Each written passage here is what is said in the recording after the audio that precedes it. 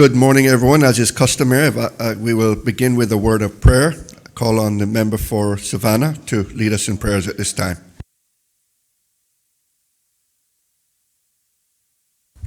Morning, all. Let's bow our heads in prayer. All-powerful, most wonderful Heavenly Father, we thank you for this opportunity to once again come into your holy presence. We thank you for the mercies and blessings you have placed on these islands, and we ask for the continuation thereof. We ask that you will give us guidance as we continue the deliberations on the budget, that you will lead us and make us contribute significantly and positively to the benefit of our people and to the honor and glory of your name. Bless our families far and near. Keep them healthy and safe. In Jesus' name I pray. Amen. Amen. Please be seated.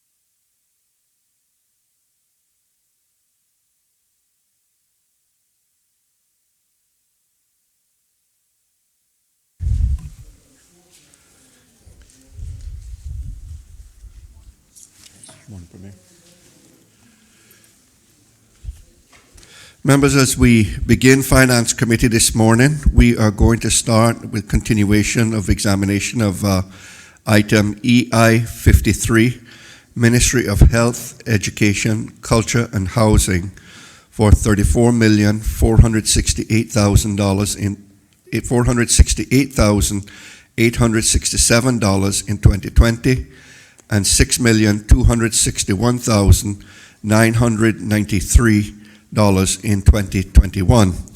Before we actually begin the examination of this item, just give members notice that we will be working today until 6 p.m.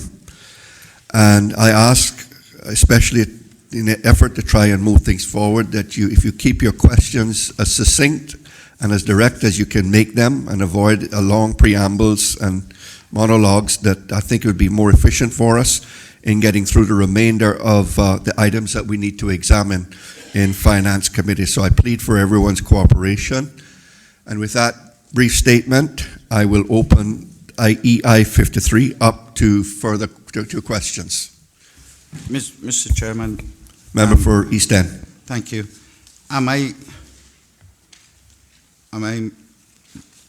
Did I mistakenly hear you that it was 34 million as opposed to the P&E, which says 33 million?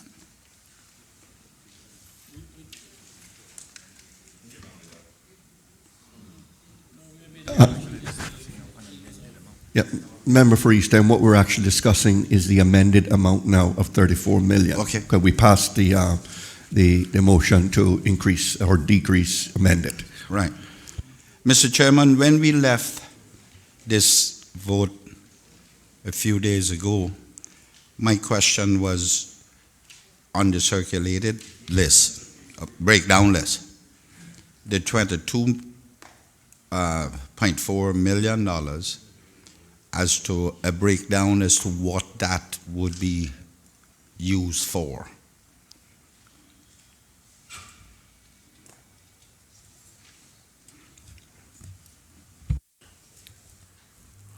Morning, Mr. Chair. I think what would be helpful is we get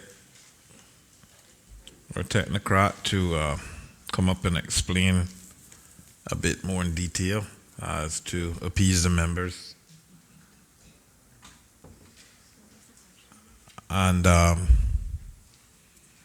think the question on the table, Mr. Chair, is that what is the details involved in the 22.4, the breakdown?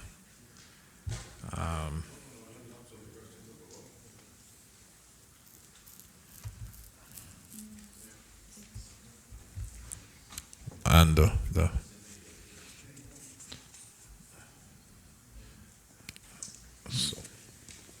Mr. Chairman, if I could make Member a for Northside. suggestion, the discussion on the 22.4 million is likely to take some time.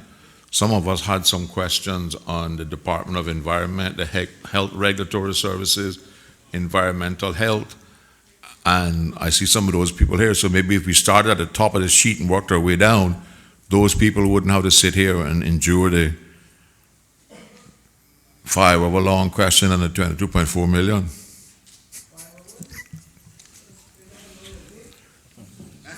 Mr. Chairman, I don't have a problem with the request of the member from Northside. I'm easy. I'm easy. so will do.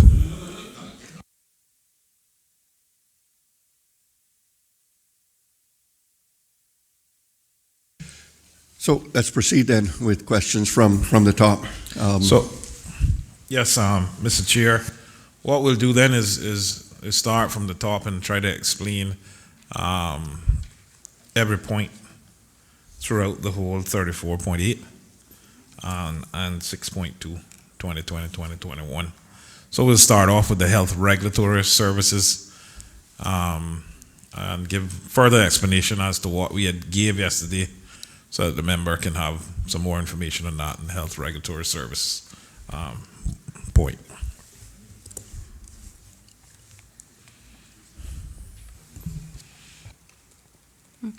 Mr. Chairman, Nellie Pucci, Acting Chief Officer of the Ministry of Health, Environment, Culture and Housing. With respect to the amount for health regulatory services, Mr. Mervyn Conley is not available today, so I will do my best to go through what the details of that program is. So we were told that the health department is looking into having a world compliance tool that will help in the vetting of health practitioners. The amounts that you see for both years are $30,000 each. We're told that they're looking into either a bridger system, something similar that's used by DCI currently, or the world compliance tool. The amounts would be the upper end, depending on which one they go with.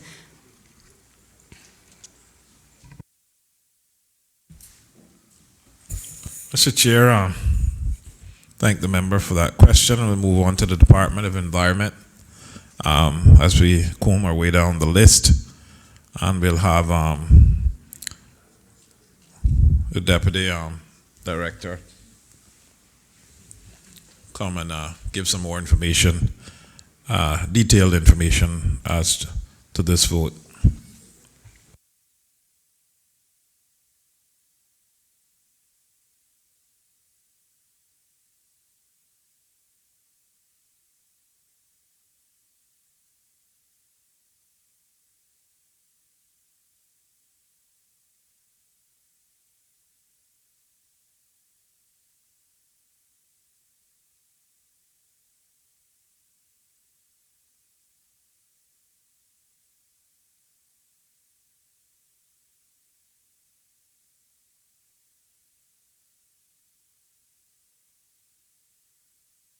Good morning, Mr. Chairman. Timothy Austin, Deputy Director, Department of Environment, standing in for Gina Ebanks-Petrie, the Director, who couldn't be here today. I'm just looking at the list. I'm not sure what the question was, but the Minister has just asked that I explain what each of those items are on the sheet in front of me. First of all, the item listed for Cayman Brack land in 2020 for $100,000 is actually a mistake. When the budget was entered, this is actually for the preparation of a Cayman Brac facility. We've identified a spot of land in next to Scott's Landing that we'd like to try to recreate the little Cayman building that we have, so that we'd have a base in the Brac. And this money is to begin site preparations and to begin the plans needed to get this. There is no purchase of land envisaged with that amount of money. The $400,000 in 2021 is to complete that building, the infrastructure and the building itself. Under vehicles, we've listed $210,000. I believe the breakdown is for six vehicles. The DVS has a policy of not maintaining vehicles older than 8 years. We have at least 6 or 7 vehicles that are past that. They're no longer able to be maintained. So these are in fact replacement vehicles, they're not new, and that's the budget that we've allocated for those. Again, we have several boats that are over budget too, in terms of years, some are in excess of 20 years, and we'd like to replace one of those in 2020 and another one in 2021. We've budgeted $87,000 for that, which is I think a reasonable price for the boats that we operate. And then of course the outboard engines that are associated with those are listed in 2020 for $64,000. That's a breakdown of our capital request for 2020 and 2021. Member, Deputy Premier. Thank you, Mr. Chairman. Mr. Chairman, I'd like to ask the Deputy Director if he could explain a little bit more about the $100,000 in 2020 and the $400,000 in 2021 for Cayman Brac. What he said was there's going to be no land purchase, but there's actually going to be a building? That's right. We've identified a piece of land next to Scott's Landing that is in fact Crown land, and we've written several emails regarding that.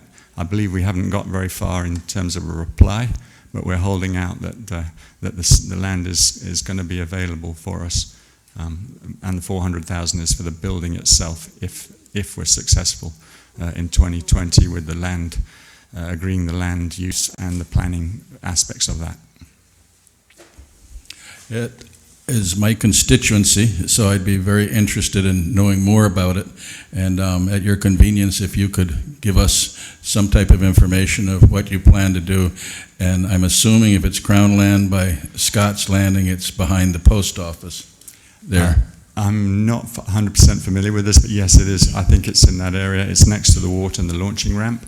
I know that our Deputy Director, Mr. Scott Slabaugh, has been mainly responsible for this. Happy to share more detail with you as soon as I get out of here, if that can help. Thank you.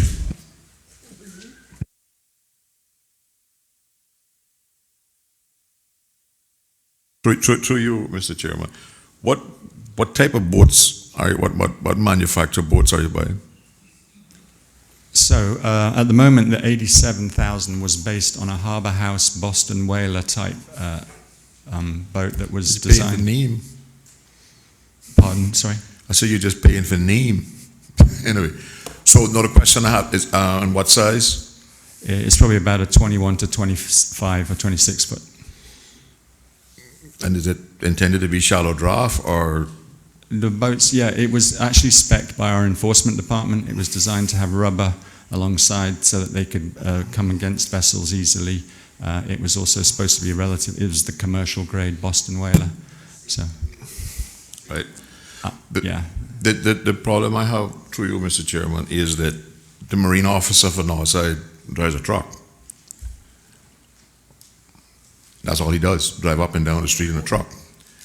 Why does he not have some kind of watercraft that he can use to monitor the areas? Through you, Mr. Chairman, we have just literally purchased a boat which is sitting in our compound right now, which is intended for the rough areas of East End. It's going to be a patrol craft up there.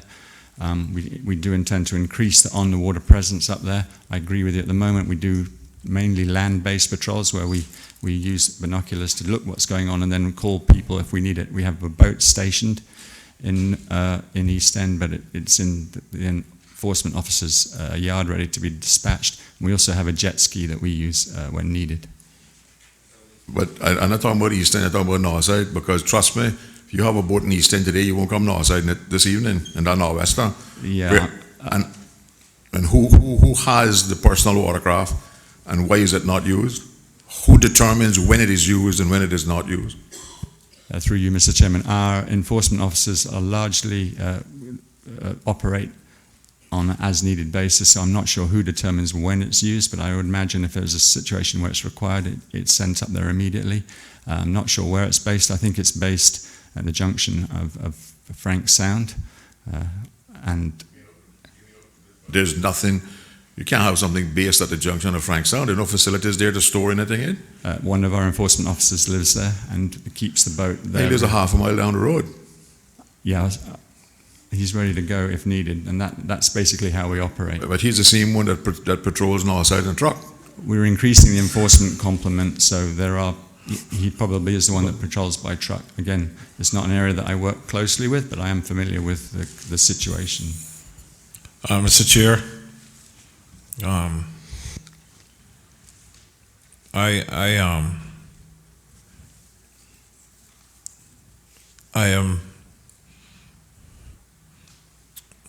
the member from Northside has raised a very interesting question in terms of what the witness has just explained is that the boat would be for East End, and I'm sure they would patrol the area, but I would suggest that if somehow we could try to dedicate the jet ski for now to North Side. I'm happy to carry that through you, Mr. Chairman. Apologies. I'm happy to carry that suggestion back. I'm happy to get more details on how the areas are assigned in terms of patrol and what assets we send in that direction. Like I said, I can't tell you directly how those decisions are made today, but we do it on an as-needed basis, and we are also increasing our enforcement complement at the moment. We're currently recruiting another person, so we hope to be up to full steam and able to patrol, particularly the north side, sir, and again, East End, which I guarantee. But let me give you for instance, Mr. Chairman. The man is driving across, up and down the truck. Say he has binoculars. So he stops and he sees somebody in the water that he believes is doing it. He'll go back Frank Sound in to get the vehicle. He should not be leaving home unless the watercraft is attached to the truck. Exactly. If he's going to do the marine patrol. I agree with your member,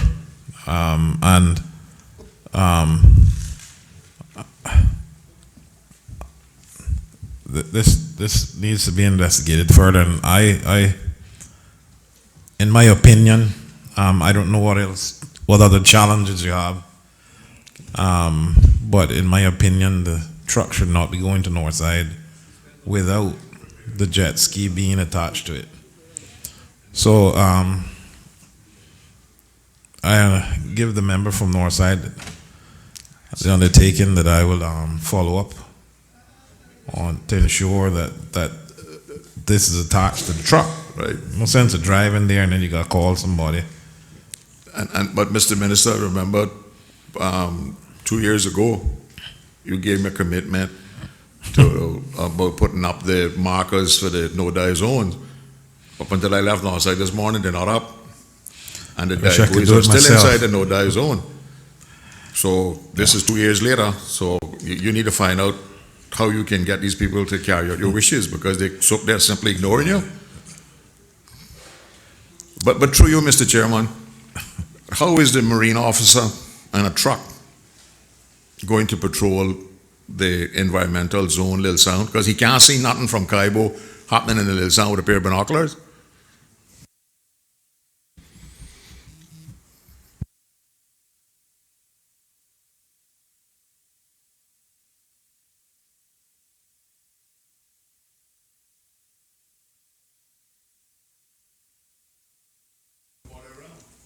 Mr. Chairman, if I can address those issues. Just to come back to the point about somebody on patrol in the north side or east end, we work very closely in teams now. The enforcement officers work closely.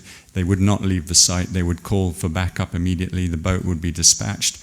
We would be up there very quickly with in theory, with the, and this is how it's operated. We've had a number of significant breakthroughs recently. Mr. Chairman, the man is totally misinformed.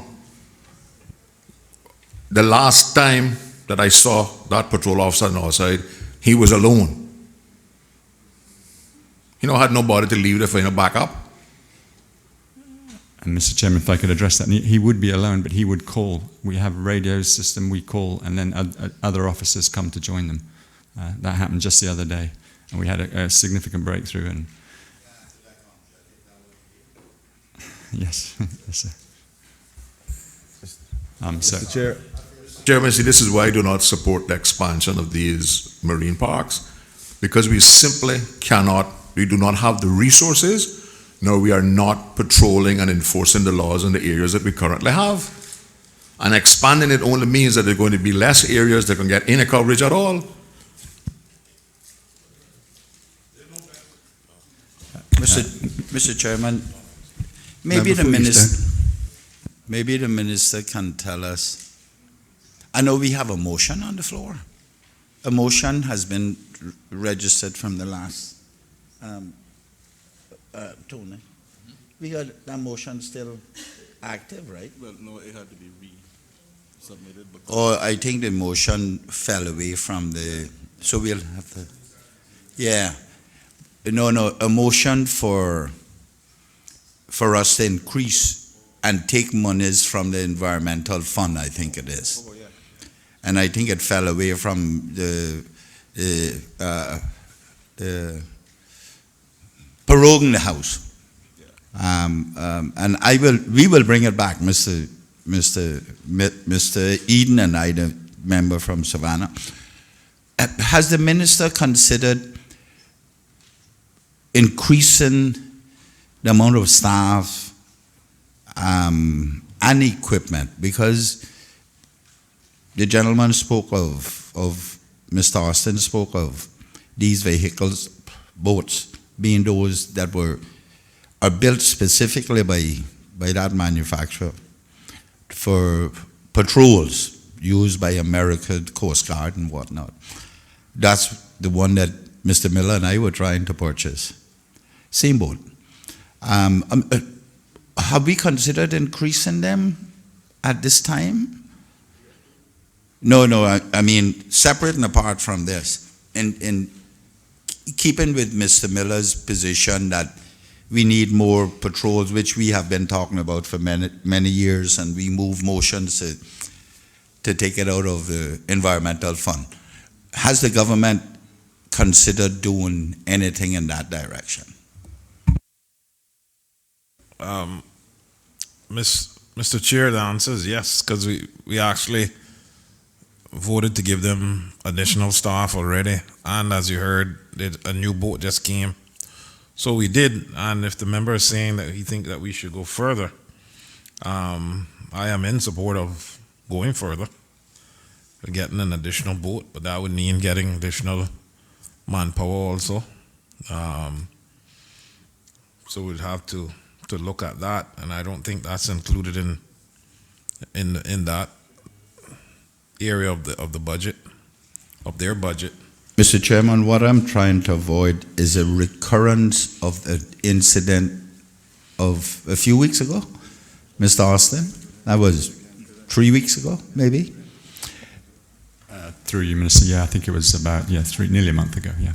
Yeah, and the cause of that was because there was only one person patrolling. Through you, Minister, I'm not sure how much this is still being investigated and how much I can talk about, but there were 4 officers involved. They came up to help. So. Or to help, but it started with one. It started with the call made by one, and the others arrived with the equipment, yes. Anyway, be that as it may, I don't need to get into that. But we need, whatever we put on the water, we cannot allow those officers to go out there by themselves. You need at least 2, one as a witness, and at least as a witness, if nothing else. And I'm not supporting any one officer going out there on any boat or any craft. So, Mr. Minister, I would respectfully ask that we look at the possibility, the need to have 2 officers and sufficient boats on the water with 2 officers at all times. And I want to see the patrol, I want to see them out there all day. But 2 officers, not 1. Whatever you look at, sir. Other questions? I'm waiting on an Mr. answer about the no-dive zones and what time the buoys are going to be put in that we were promised 2 years ago, 4 years ago, 6 years ago. Every finance committee bring it up. Nothing Mr. gets Chair. done. Sorry, Mr. Chair, the member is correct, and I'll allow the Deputy Director to answer. Through you, Mr. Chairman, as you're aware, we are currently working on the expanded marine parks or the enhanced marine parks. We have the new dive zones mapped out in agreement with the ministry. The regulations have been sent to the ministry, and they're currently there waiting to be finalised. Once those are finalised, we'll be able to mark everything out as intended. They don't quite match the boundaries that you were requesting. Some of them do, but not quite all of them. So we're struggling to mark it until those regulations are in place. Mr. Chairman, I don't want to be held hostage to expansion of the Marines because I am not supporting the expansion of the marine parks at this time. Those dive zones were created in 1986. Granted, we didn't have GPS and everything else to get them accurate located, but there were clear marks on land that were used. 2 years ago, I went up there with one of your officers and his fancy equipment, GPS, pointed it out to him. He argued with me that wasn't where it was supposed to go because somebody by the name of Slaborn or somebody was reducing the size of the marine parks. We are not going to accept any reduction in the size of the no-dive zones.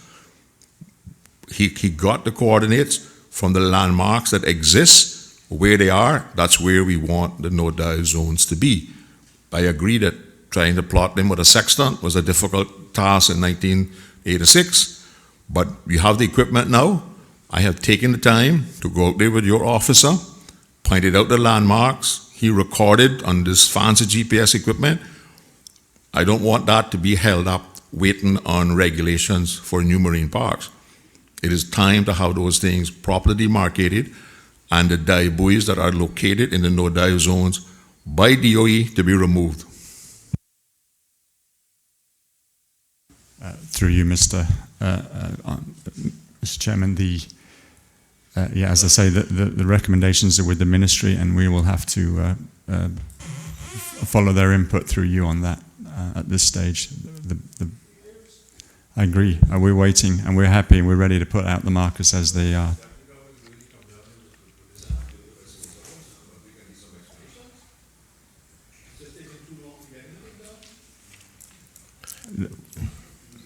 Mr. Chair.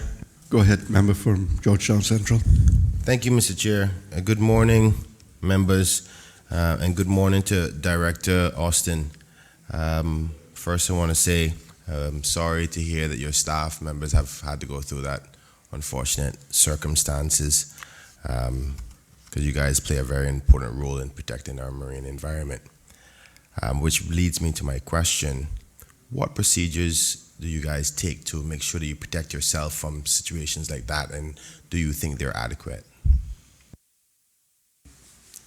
Through you, Mr. Chairman, yes, at the advent of the National Conservation Law, first recognized our enforcement officers. It also gave them the right to bear arms, is the technical term, but it's not firearms. It allows them to wear stab vests. It allows them to carry batons and to use tasers.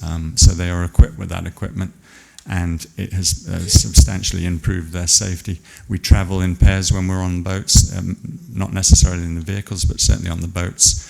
They have all the necessary safety equipment, they have the training, and we continue to do that. So I feel fairly comfortable and confident that they are well equipped and well trained. Obviously there's always room for more, but at this stage it's a great improvement over what we were previously operating with. Thank you, Mr. Austin. Through you, Mr. Chair, just a matter of procedure, are we going to go through each one by one, or do you want me to go down to other ones and then along this list? Well, at the moment, we're going down through the list. We have, I think, discuss the vehicle. We're into the Department of Environment, vehicles, vessels, so questions on that. If we're finished with the member, we can move on, Mr. Austin, Deputy Director, I should say, then we can move on to other areas. I'm fine with that. Mr. Chair, the next area is environmental health.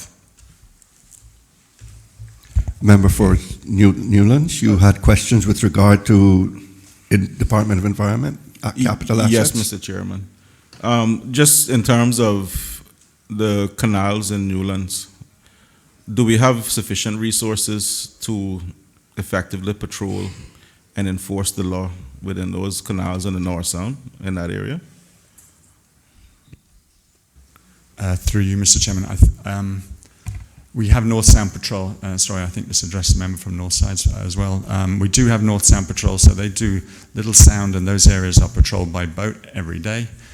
We do have boats that go down the canals. It gets a little complicated that private canals are not marine protected areas, but they are considered Cayman waters, so the marine conservation laws do apply down there. But yes, we do patrol them. We're also looking out for other violations, planning violations, and also for coastal works violations. So we do that. Yeah, there are a lot of inland canals, and it's harder and harder to get further and further into them. But we do, and we particularly operate on any kind of information. If we know about a situation, we will make an effort to go and check that area out. So they're not regular organized patrols then, it's more on a, if someone calls and reports something for the canals themselves? Certainly if somebody calls through you, Mr. Chairman, certainly if somebody calls it, we will definitely respond to that. I'm not 100% sure of the routine, the patrol that the route that the boat takes, but every day it is patrolled. Primarily we would operate in the areas where, you know, most of the boating activity or most of the snorkeling recreational activity is taking place, and that tends to be out towards the reef and the sandbar, but we do also make an effort to patrol the rest of the sound as needed. What authority do you have in relation to derelict boats sitting in the canals, some of them sitting on the bottom, rusting and so on?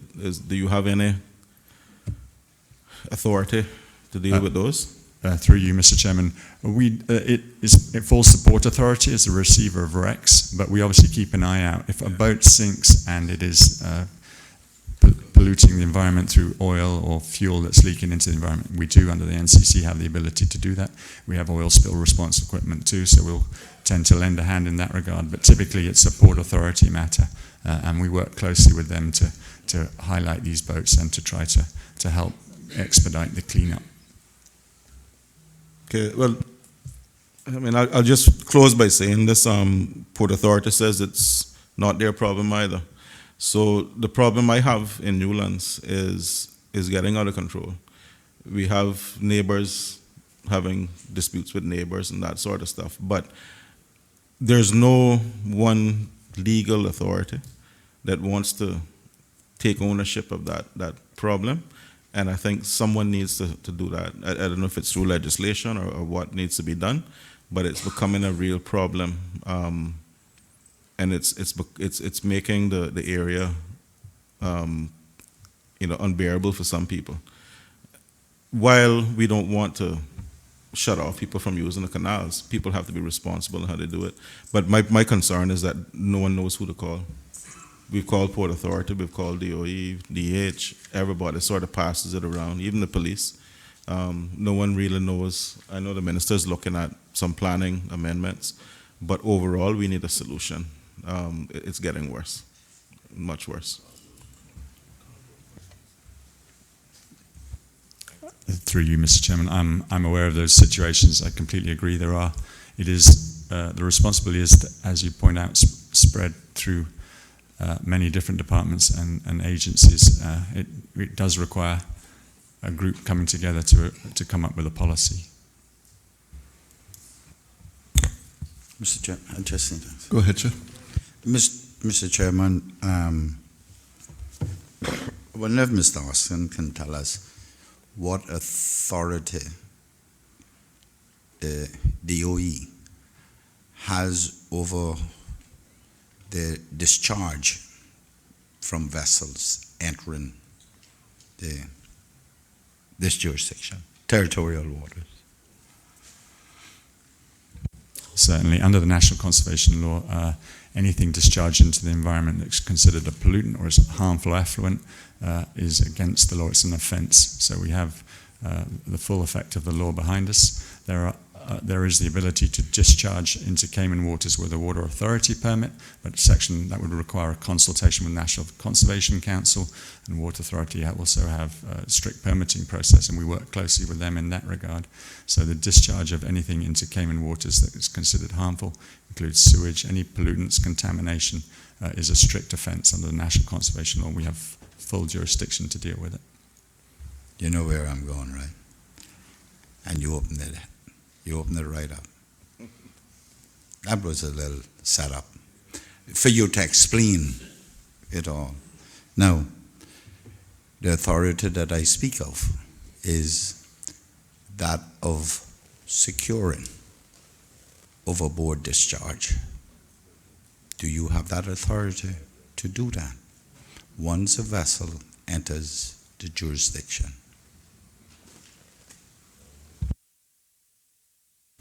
Through you, Mr. Speaker, I'm getting into an area I am not completely familiar with, so I'm on uncomfortable ground. I do know it's an offence to discharge in Cayman waters. I know that the shipping regulations and the Port Authority and the Maritime Authority also have a whole bunch of legislation about this, which I'm just not familiar with. But yes, if you're discharging sewage or anything from a boat that's a harmful effluent, and the DOE catches sight of that, we are able to operate on our own ability to do that, assuming they have no other permits that allows them to do it. If you catch sight of it, yes. But there are provisions. No ship has ever been built that does not have a holding tank based on its carrying capacity, human carrying capacity, and simple formulas that one person should use this amount per day and what have you. Therefore, when those vessels enter a jurisdiction in your territorial waters, it is locked off and sealed off by an authority and is diverted to those tanks. In the event that those vessels' duration in port is more than the tank capacity, then they must pump it out, whether it's by barge pumps or by alongside the dock. You don't seal off any discharges, do you? Through you, Mr. Chairman, no, we don't get involved with anything to do with ships. We believe that would come under Port Authority or Macy. That's not an area that we routinely get involved with. We do water quality testing in Georgetown Harbour to make sure that the harbour water quality is not being impacted, but that doesn't tell you where that's coming from. Thank you. Safe to say that the water is very good in Georgetown Harbour, and I believe the zero discharge policy that we have is largely adhered to. I wouldn't agree with that in its entirety, because if we don't know whether or not the overboard discharges are shut, whether or not they're open, we don't know where anything is coming from in Georgetown Harbour, yet the environment gets polluted. But we'll find somewhere to seal those off and ensure they cannot open them until they leave the jurisdictional waters. Member for Boddentown West. Thank you, Mr. Chairman. Through you to the director. I just want to make sure I found the right department for this one. Not sure. If someone wants to grow like bees or something in a residential neighborhood, would that be this department that deals with it, or that would be agricultural department? I just want to make sure. Through you, Mr. Chairman, I believe that would be agriculture. If you wanted to import animals, or say a strain of bees that were for the purpose of it, then yeah, there would be a consultation with the National Conservation Council and agriculture. But if you just wanted to operate beehives, and I believe that definitely wouldn't be something that would be under the DOE. Okay, good, thanks. Turn now then to environmental health and any questions with that? Member for Northside. Through you, Mr. Chairman, I think it is under the current budget that we're in now, there was a whole couple of $1 million spent on radios and new communication equipment. DH didn't get any of those radios. Why they need now $22,500 in radios?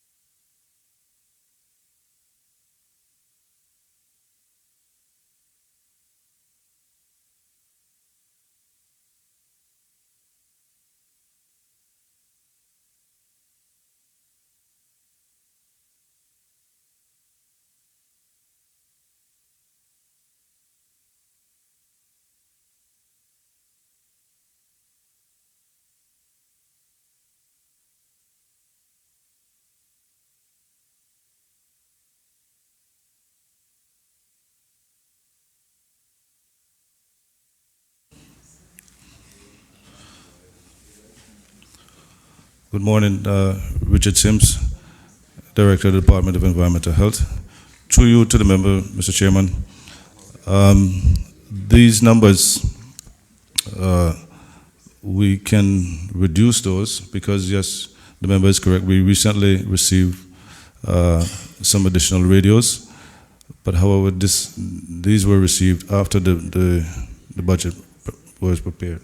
So we can actually use some of those from this budget for the new trucks that are coming. But through you, Mr. Chairman, I thought we had spent like $6-7 million on a whole network of radios. Are your radios, are you buying them through the, I think they're being managed by 911 or something? Are you getting separate radios and you can have your own call station or what? Through you, Mr. Chair, this will be acquired through them. So the funding we will need to secure for the additional. How many radios do you need? Through you, Mr. Chair, we should need just equivalent to the trucks, which is 11. Because we already have the rest supplied to us, just recently. For $5,000, 11 radios just seems like a lot of money for 11 radios, but anyway, you'll make the necessary adjustments. All right, thank you. Are they compatible and you with the network? Any questions now on mosquito research? Sir, Mr. Chairman, before you move off Go ahead. environmental, just want to confirm, we're buying, is it 11 radios per year we're buying, or 11 radios over 2 years? That's costing $45,000.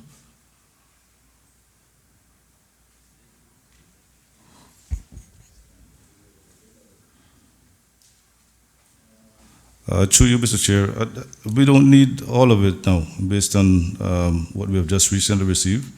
I don't think we'll need all of that. Roughly, how much does each radio cost, ballparkish, if you don't mind me asking?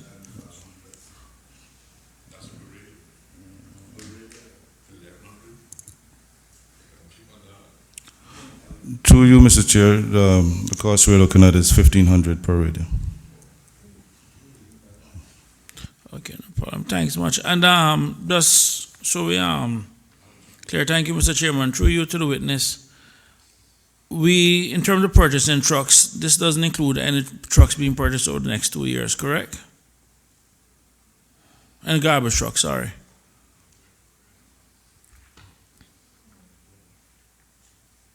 Through you, Mr. Chair, to the member, no.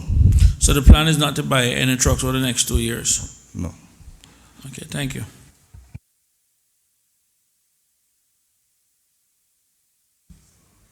Questions now on mosquito research?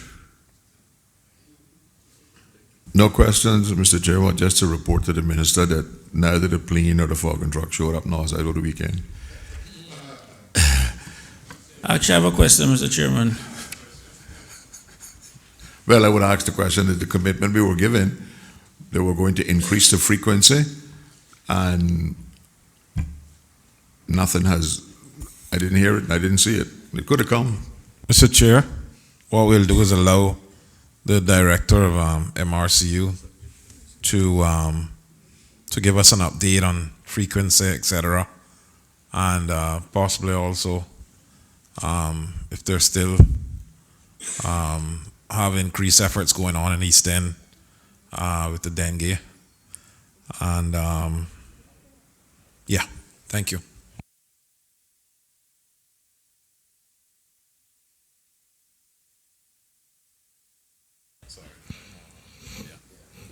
Good morning, Jim McNally, Director, Mosquito Research and Control Unit. It's difficult for me to address the frequency of applications, sprays in Northside without having all of that information in front of me. I can only say that we respond to levels of mosquitoes when those levels express themselves in our traps, and we send a truck out. If it's a relatively small area, we do a large block, the entire north side, if it looks like the entire north side is infested with mosquitoes. But I would be happy to follow up and lay out all of the applications, whether it's north side or whatever district someone might be interested in. Through you, Mr. Chairman, how many traps do you currently have in Northside?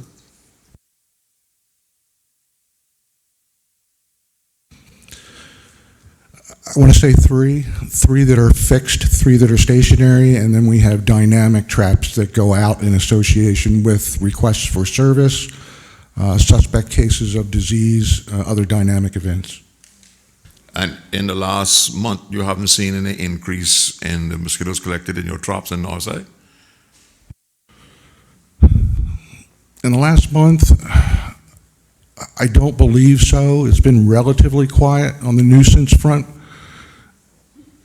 And I will say, it's whoever I talk to will either agree or disagree with me, okay? Prior to that, there was a large outbreak, if you will, of nuisance mosquitoes in the north side area as well as other areas of the island. Because, well, Mr. Chairman, as I told the deputy director who was here on Friday, the mosquitoes around my house are so bad that I went to A.L. Thompson bought my own fogger because I couldn't get any response from the MRCU.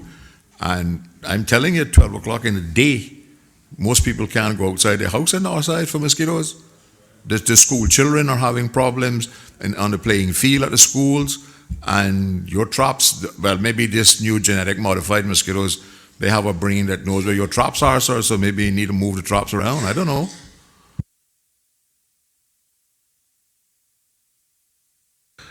Mr. Chair, first of all, the Oxitec mosquitoes, they're long gone at this point, so they don't have any part in the population levels of whatever mosquitoes that we're seeing on the island. They are long gone since the end of last year.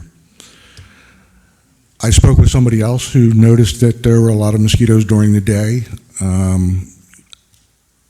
I would say that the most obvious reason for, influence for the situation that we see at times in Northside Boddentown, Savannah, other areas of the island, is that large green area that exists on our island, east of North Sound Estates, north of Boddentown, south of Northside Rum Point. There are 10,000 acres of mangrove there that we, MRCU, only scratches the surface of. It would be cost prohibitive for us to go in and do any larviciding, kill the larvae that might be in that water, even if we had the traces, the paths to look at and get a good feel for what's going on in that 10,000 acres. And so, honestly, what we do there is minimal. Those mosquitoes come off, and then we reactively respond with the ULV sprays that you're talking about. Through you, Mr. Chairman, those 10,000 acres haven't increased in the last couple of years, and this is the worst mosquitoes have been in Northside since I was a boy going to school and had to walk with a smoke pan. And has there been any disruption in the supply of your insecticides or larvicides that you need to spray? Or have you run out of supplies or needed more money and didn't get it, or what? No, again, Mr. Chair, we had a brief interruption of approximately 1 week back in May, I believe it was, but since then there have been no interruptions in our supply of what we use to control mosquitoes. Mr. Chairman? Any other questions? Yeah. And members, can I ask, we seem to be straying away from the capital and talking top operational stuff now again. Really like to try and bring it back to examining the capital items that are a part of this vote that we're looking, seeking to get through. Well, so just ask members, keep that in mind as you question. No problem. Well, my question was based on the what equipment we were purchasing, but since the witness Fair brought question. up, yeah, well, sorry, but the first question I have now, is just a further explanation on the line that says the Oxitec mosquitoes are long gone. I was just curious from the witness in terms of the definition of long gone, those mosquitoes being long gone. I'm just curious as to what that is or what that means. Mr. Chair, it means that the releases of those mosquitoes ended back in 2018, and there was a period of time after those releases that we monitored for the existence of any of those mosquitoes that were released and found that, in fact, they were no longer being caught in the traps. They had not persisted in our environment, and that was all wrapped up as of December of 2018. Member for Georgetown Central. Thank you, Mr. Chair. Good morning, Director. Unfortunately, he's making some statements, make me feel like I want to ask some questions, but I'm going to try my best to stay within the lines of the line item. But since we were already down the road of the, is it larvicide? Insecticide? What is it you use? Mr. Chair, I'm sorry, what is it used? A larvicide would be expressed by whatever a piece of equipment into standing water. And it would either kill the larval stage of the mosquito or preclude its development into an adult flying mosquito. When you look at larvicide costs per acre are either dollars to tens of dollars. Sorry, I apologize. Just trying to save time. I didn't ask about the cost. Sure. What I was asking you, what are you using now, or is it different than what you used before? No, but I would say it's quite possible that the mix of what we're using is different. Our integrated pest management program is probably different than it has been in the past. Is there a possibility, through you, Mr. Chair, is there a possibility that what you're using now isn't working as well? Because I can confirm with the member from Northside that I went to see him to buy his boat a few months back, and I almost got eaten alive at 1 o'clock in the day by his house. So I can confirm that. So is there, he doesn't live in those, lives on a pretty high land mass, so is there a possibility that that mix-up is something wrong with the mix-up?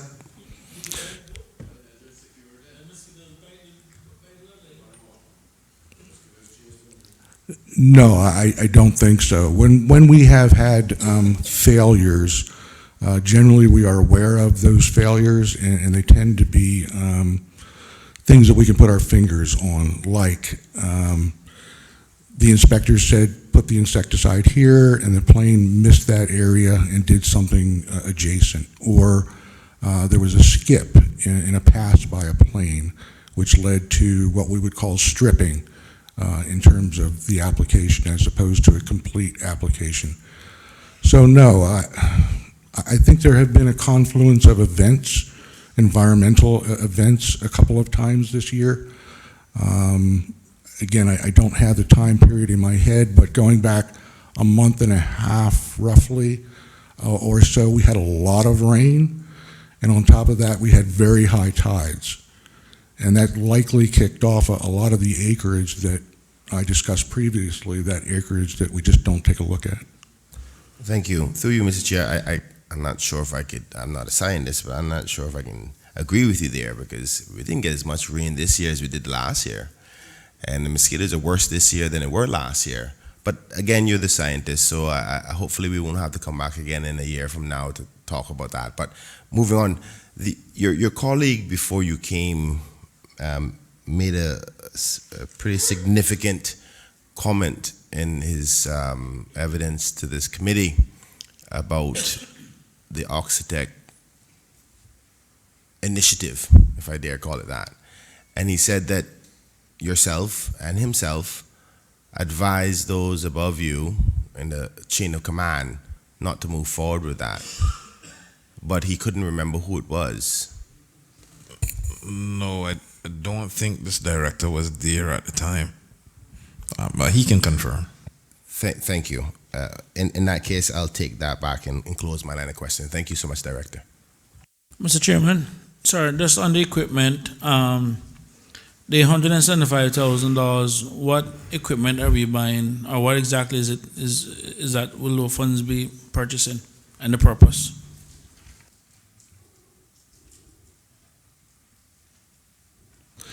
Those would be pieces of application equipment. So we have a piece of equipment called a Buffalo turbine. It now sits on top of a truck. They go for roughly $30,000 to $35,000 a piece, and they will apply or express that larvicide from the streets into adjacent areas where there is standing water.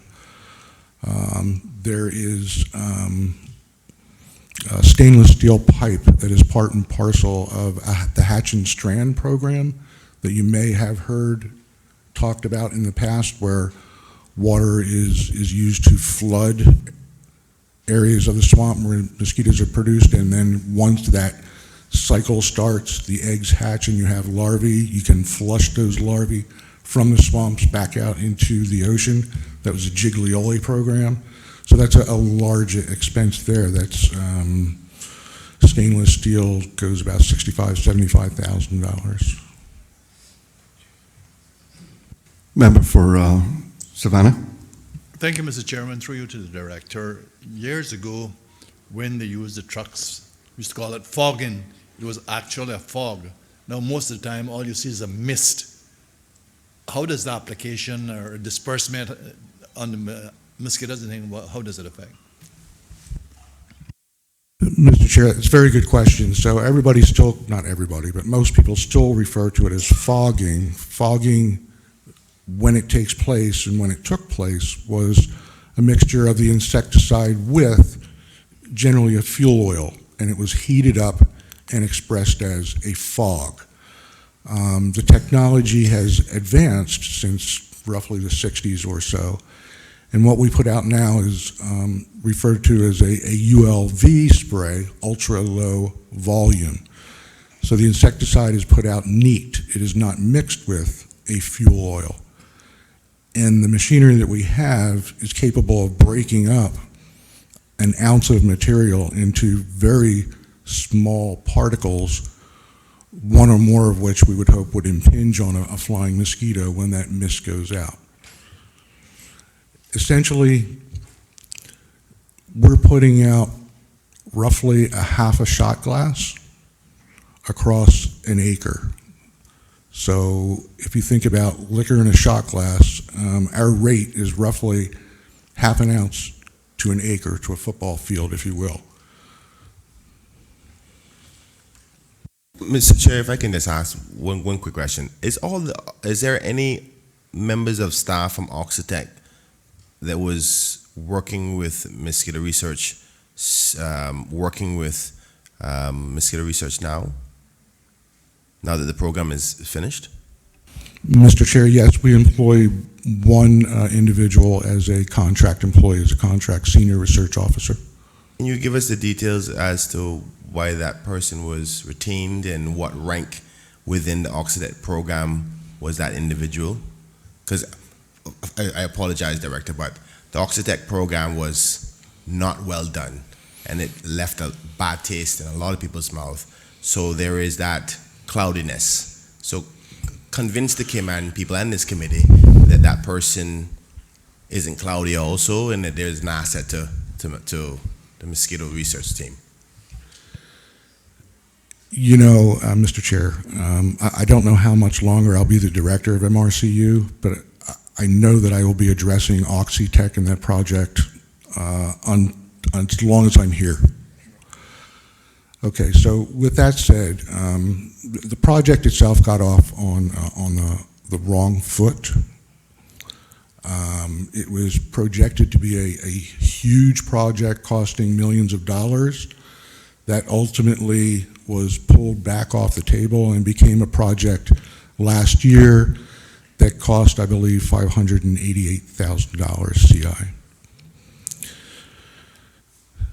To your question, the individual that we hired on contract 6 months ago was their primary investigator, was Oxitec's primary investigator. Yes. And he managed the Caymanians that were hired to be part and parcel of that project. Now, we're talking about Dr. Lacroix, Dr. Renaud Lacroix.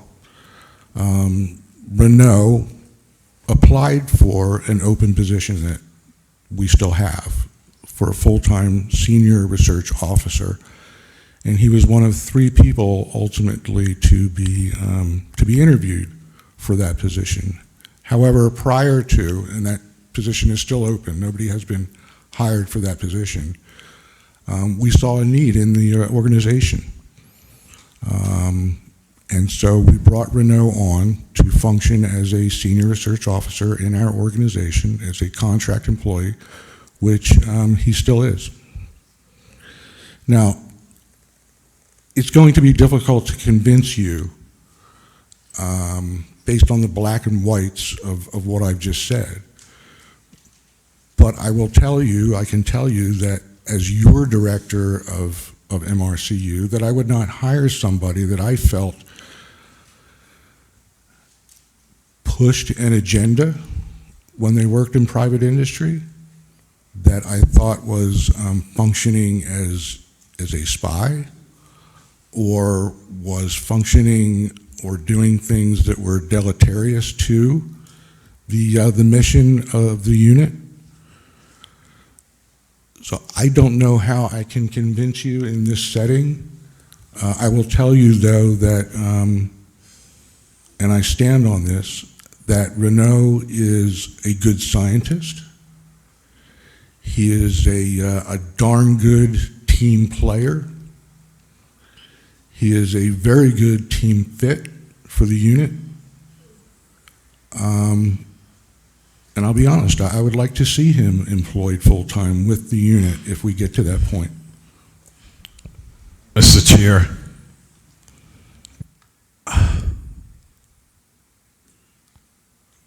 I just want this honorable house to note that I knew nothing of this.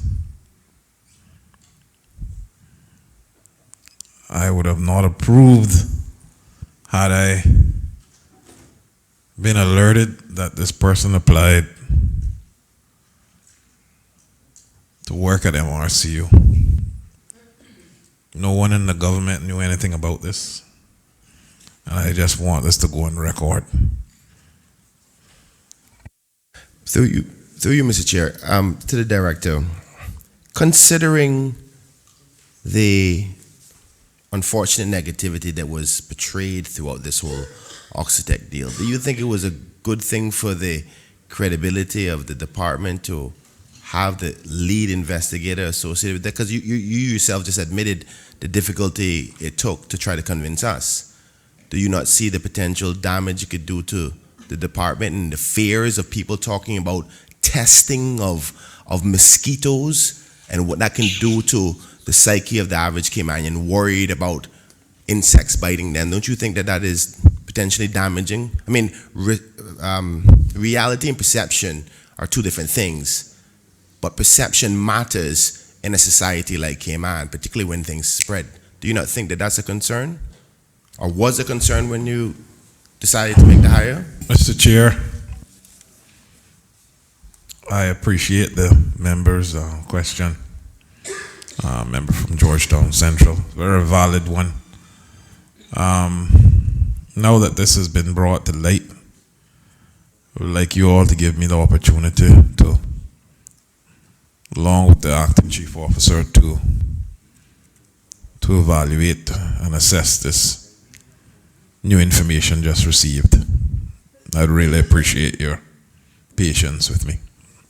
Mr. Chairman, just a quick comment to the minister, and of someone who's actually listening overseas, and they just messaged me just to say that, going back to our earlier remark, that where it says these mosquitoes aren't being found in the traps, the person said yes, because you can't kill them, you can't find them to kill them, and this just goes to show what the public views is sometimes on these things. So I understand what the member from Georgetown Central is saying, and I thank the Honourable Minister for looking into this and getting back to this house. Thank you. Can move on. Fine, let's go back on then to member for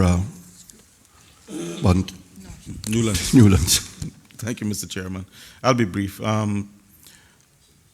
Listen to the director's comments on the range of, the fact that we have wetlands where mosquitoes obviously breed. What is the range of the mosquitoes that we're dealing with coming out of the wetlands? Would we expect that they would travel 10 miles, 2 miles, 1 mile? Mr. Chair, yes, they fly all of that. So with the help of wind and flying in the direction of the wind, yes, they will fly potentially tens of miles from the production site. Okay, and I noticed with the dikes being used, I mean, the dikes seem to be effective for minimally effective, but then the dikes don't go all the way in, so they're only maybe a mile, 2 miles into the wetlands. So what I'm trying to get at is what treatments are being used to contain them so that they remain in the wetlands and don't spread. Is it just the spraying in the dikes and the larviciding in the dikes, or how is that dealt with? The dikes provide access, and so the dike system that you see east of North Sound Estates, we refer to as Rackley's, gives us an idea of that general area, and that is an area that we treat consistently when we find mosquito production. Around the edge of the rest of that area, it is very much hit or miss. The dike system that you see at Rackley's is the most extensive that we have in that area. Okay. What are the chemicals being used for the treatments? It varies. If we're talking what goes into the water, it's either a BTI, Bacillus thuringiensis israeliensis, active ingredient. It is perhaps spinosad, that is also an active ingredient that is used as a larvicide.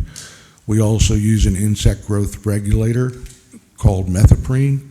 Those are the top three active ingredients that are expressed into water. Okay. And real quick, has the effectiveness of these chemicals been tested on bees and other insects? Do we know what the effectiveness is on those insects, not just mosquitoes? Yes, Mr. Chair, yes, they have been. So All of the products that we use are labeled by the US EPA and would have been tested against non-targets from bees through rats, quail, fish, minnows, and those types of things. And do we know of any adverse effects on the bee population? Because there is concern that the bee population is not where it should be. And I've heard, and I don't know how accurate it is that you can almost track it to declines in the bee population to times when we've done intensive treatments of mosquitoes. I don't know if you have any data that would suggest that, or if anybody's tracking that, or if it's just a rumor. We do not have any data, Mr. Chair. We have that one, I refer to it as an anecdotal report that turned up in the Cayman News Service last week. And it was accompanied by a picture of 2 dead bees. Other than that, I have absolutely no evidence of any deleterious situations with bees and mosquito control. We are going to be sitting with the Department of Environment next week and discussing this, but I only know what I read in the paper. Okay. Are any of the chemicals being used, have they been banned or outlawed or discontinued in any neighboring jurisdictions or any? No. Okay. Thank you. Mr. Chair, in regards to the bees, been getting a lot of queries about this, the ministry. So I'll ask the director to give me a report on this and distribute it to the membership. If I may, Mr. Chair, one more. I will back up the minister on his absence of knowledge about the individual from Oxitec who's working with us. So we hired him. I sat with the chief officer at the time and discussed a need, and we discussed the potential to hire this individual. That was not Nellie, the acting chief officer. I know based on the look that I'm getting and what I did not respond to previously, I am sensitive to perceptions of.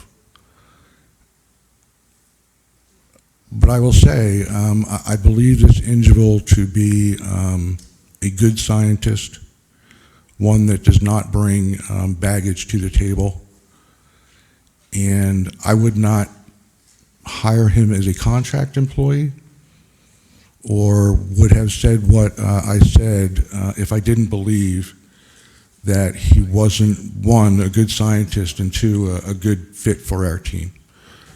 Mr. Chair, through you, Mr. Chair, Director, I do appreciate, I'm assuming there was a response to the question I posed, and I want to ease any concern that you think there's any intention to specifically go at this individual. I have no idea who the person is, and to be honest with you, he may be a great scientist and researcher, but the reality is we've had a very mucky play, particularly with the persons you also just highlighted.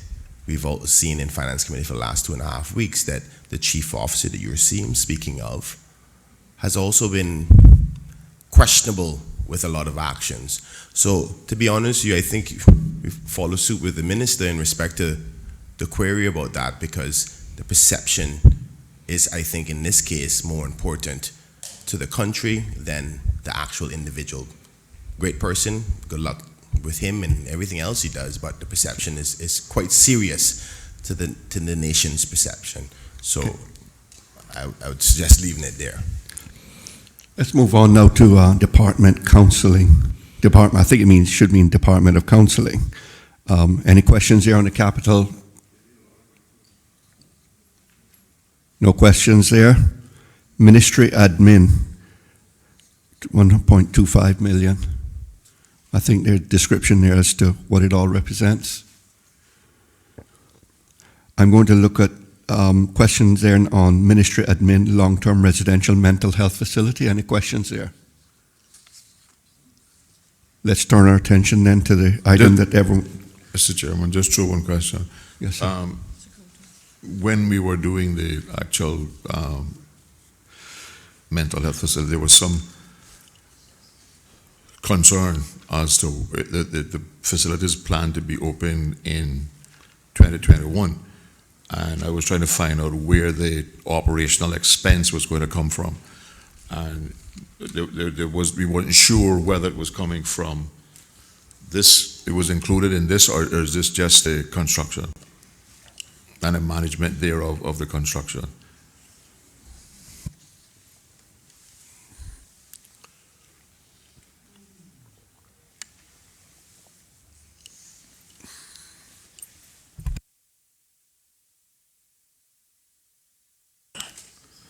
I'm reliably informed that the operational is not in this. It's in the HES one.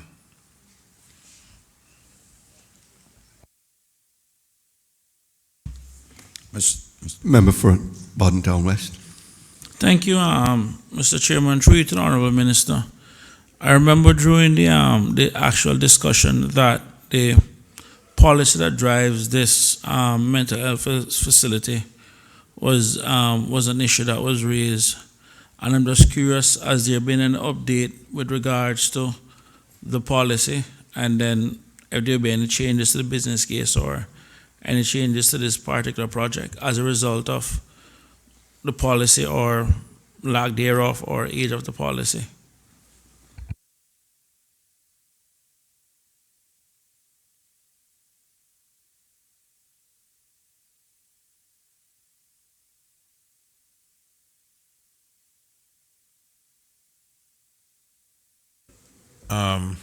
Mr. Chair, I thank the member for the question. I think I undertook to get a briefing from the Mental Health Commission, the steering committee, and Dr. Lockhart to report back. I don't have that. Mr. Chairman, I just want to note for the record, this is 10 million being spent, more than 10 million being spent over the next 2 years. And ultimately, policy is what drive plan is what drive projects. So I just want to note for the record that, approving 10 million over a 2-year period on a facility that I will admit is needed. But ultimately, what we want to also make sure is that what the structure is one thing for the building to build, and we accept that the building is needed. But what we want to make sure of at the end of the day, the purpose that the building is being built for is that is purpose built and to achieve a set objective. And it appears as if though we're going to build a building, but the purpose and what the building is supposed to achieve is still in question. So I just want to put that out there and have that noted for the record.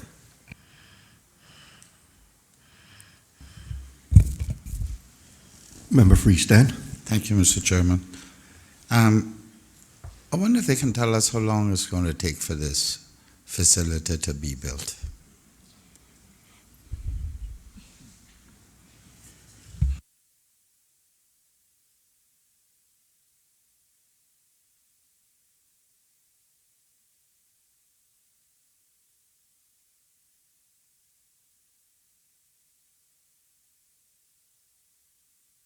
The question was how long did it take for the facility to be built?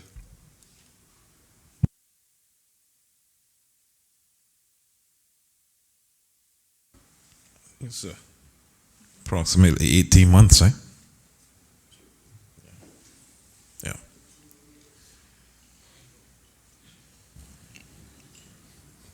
So, Mr. Chairman, I know we just started. I haven't been in there in the last couple of weeks, but how do we, is this spread over these 2 years probably? Yes.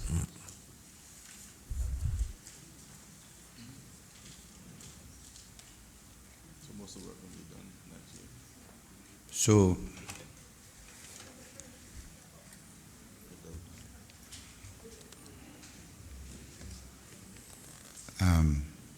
$9.5 million, next year, 700,000 the next year, the following year. When you have 6 months into the next year, at least. And it's only 700,000 next year? Next year, In 21. 21.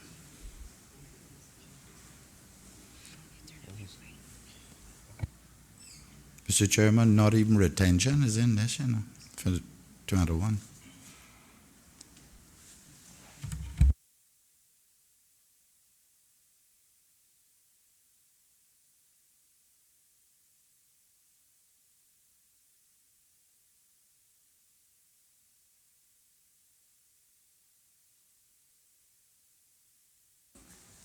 I think the reason why we see the figures listed as they are is because the project was delayed.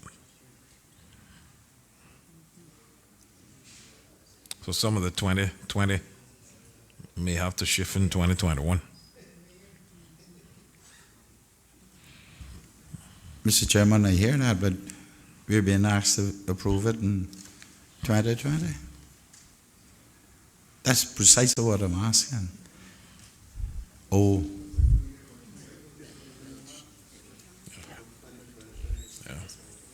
Yeah, that's true. You all changed the law. You all changed the law so you can shift things around for the election. Yeah, that's true. Member for North Side.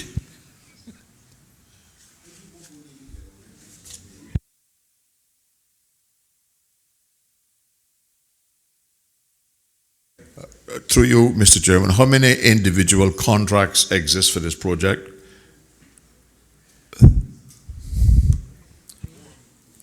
Currently it's 3, but it's 5 different packages. Okay, so what do we have? Somebody just sent me a copy of the site plan. We have 9 houses, right? All 9 of those are going to be built during this 2-year period, or is it a phased project? 18 months. It's 9 pods. Well, but whatever you want to call them. I call them houses because they're supposed to be accommodating people, and that's the ones that got the porch in the middle. You got to get wet to get to the dining room and the kitchen from the bedroom. And then you have 3, I guess what I would call blocks. One I assume is treatment, one is admin. What is the third block?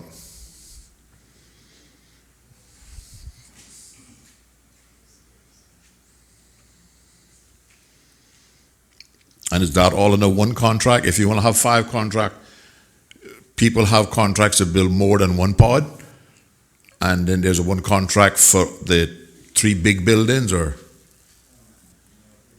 We had infrastructure contract, the main building, and then we had the pods. And then some of the other contracts would be like furniture and perimeter. Okay, and has anybody confirmed whether there's going to be, because the people from the HSA said they're not going to have anything to do with the administration or the staff that is at this facility? This is going to be staff completely independent from the mental health unit that exists, which is going to be maintained at the HSA, including the 8 beds. Staff separately, yes.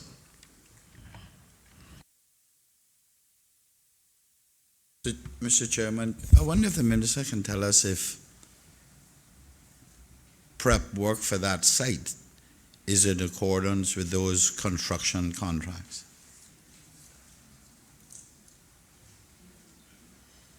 I don't understand the question. Okay.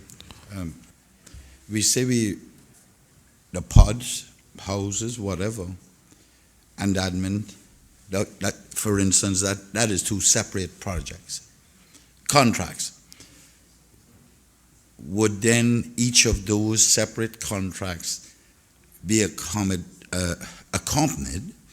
by separate prep contracts too?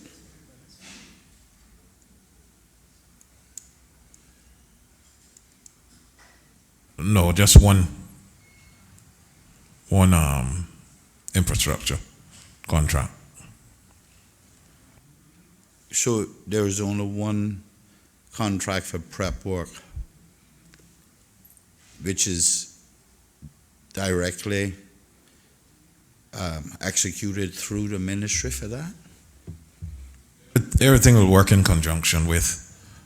If I must go into how we were able to achieve getting this project approved and through cabinet. Initially, when the bid was, when the RFP was sent out, we got one bid. That bid was 25% above what was initially budgeted. Obviously, as minister responsible, I was not happy with something being 25%.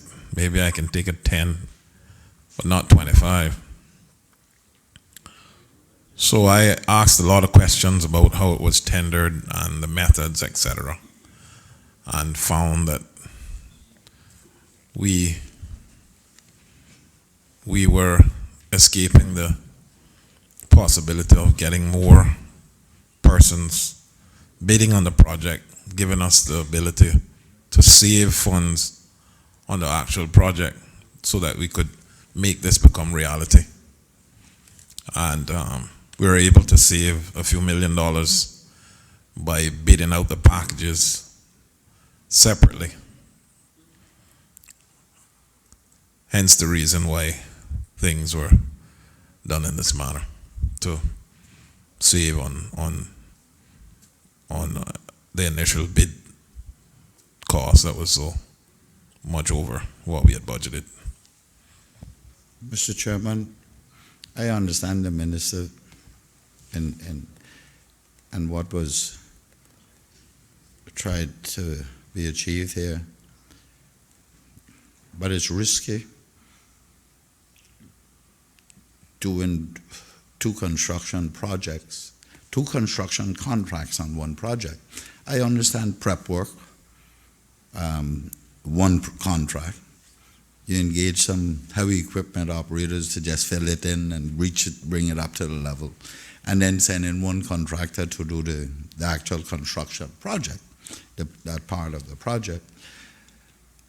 It's risky because when you have two contractors in one building, you run the risk of the lack of connectivity. Has that been considered? Are these things working hand in glove? All these things have been considered, Mr. Chair, and when the ministry, when I instructed them that we needed to go back out to tender because I wasn't happy with the bid, they took some time before they came back to me, the project management, the project manager and the project management team and the engineers. So all these things have been worked out, and I'm confident that the way that the site has is the architecture of the site, that we won't have a conflict in making this become reality. Mr. Chairman, can I get the answer for the question on the 9 million versus 700,000, please?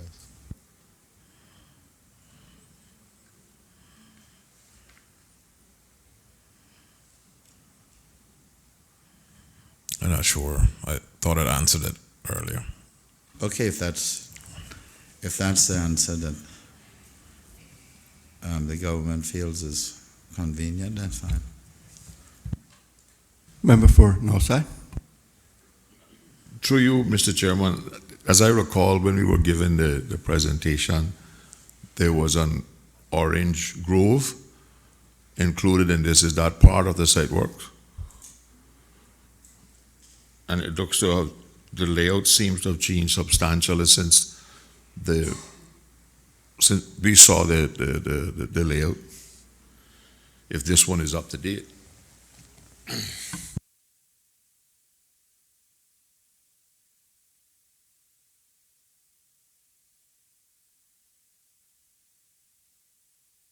Mr. Chair, can I ask the member to repeat the question, please?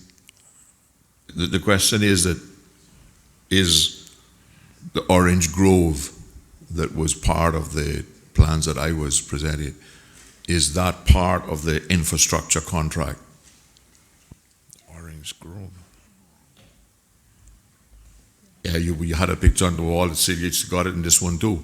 The huge orange grove, and the member for Easton pointed out that you couldn't plant orange trees up there because it wasn't in the soil, it was all cliff. You remember, member for Easton? And on this picture, it seems that I have now, it seems to have that. Huh? Yeah. I would have to check with the project manager about that. I don't recognize the name.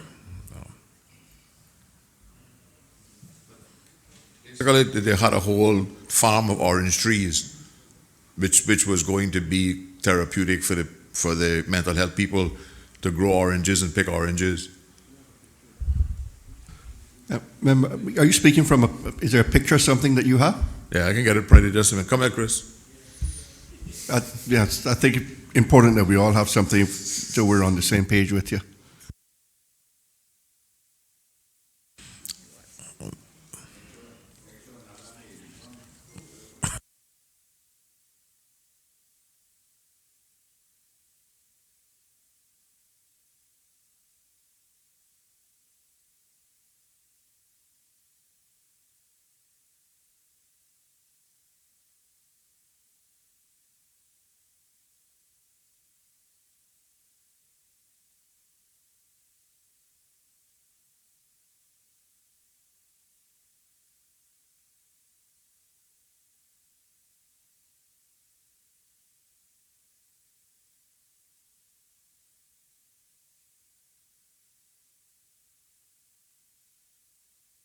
In the meantime, so you have other questions?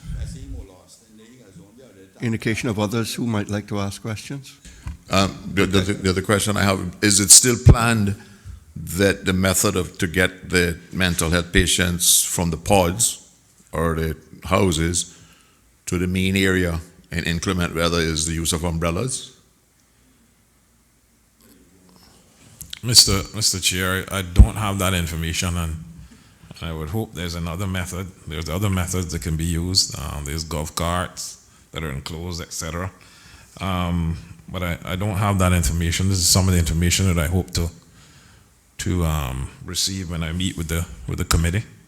I can also confirm that there are existing orange trees on the property that will be retained.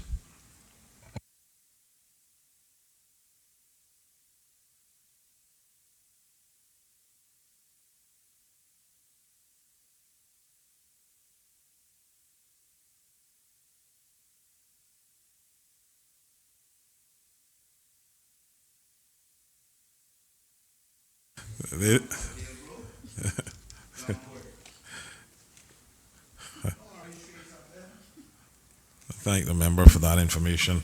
We'll also investigate.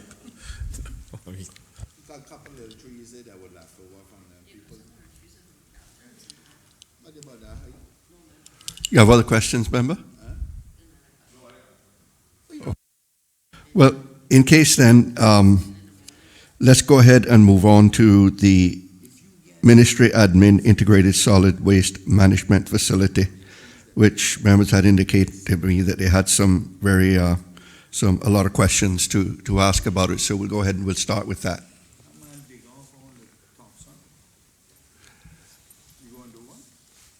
We're moving on to the ISWIM's facility. The capital items are 22 million. Mr. Chairman, okay, so now we can get the breakdown on those. And I should say to the minister that I would like to think that is accompanied with proof.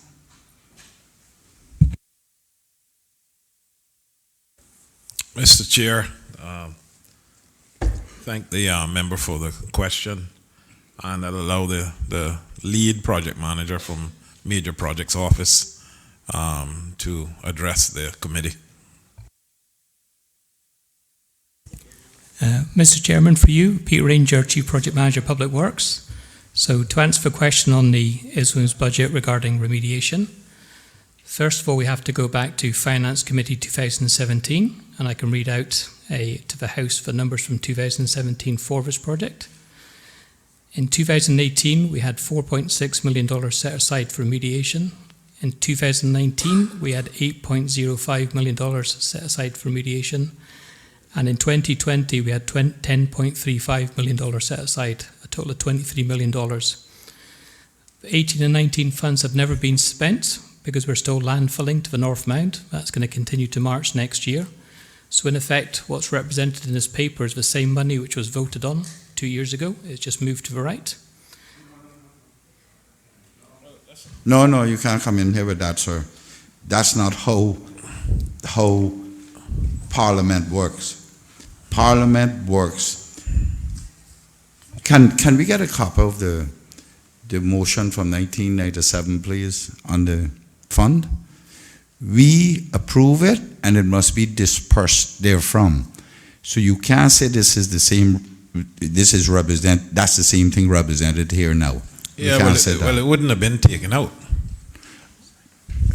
Minister, you have, and without anticipating. It was voted on but left in the No. EPF. Mr. Minister, without anticipating, you have a motion on this floor to come for 34 million to be taken out of that for disbursements therefrom. Mm-hmm. That is 34 million more than what this gentleman is talking about. I don't follow what you're saying. Okay, Mr. Minister, somebody got this all wrong. We had 12 million. We had 12 million in 2017. 4 in the first year for 2018 and 8 in the following year. That's 12 million. Let me explain to you, sir, how that works. That is in perpetuity. No one, until it has been dispersed, that motion and approval remains. Now you're telling me that this 22 is part of that? Well, if that is the case, it cannot be represented here.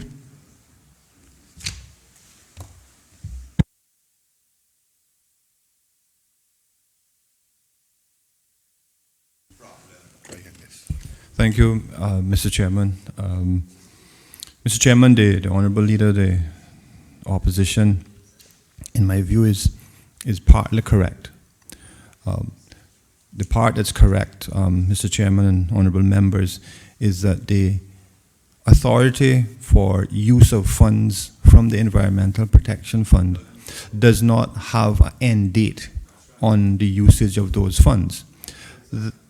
The usage of those funds, I would say, comes second. First, there must be the expenditure authorized by Finance Committee and ultimately by the Legislative Assembly.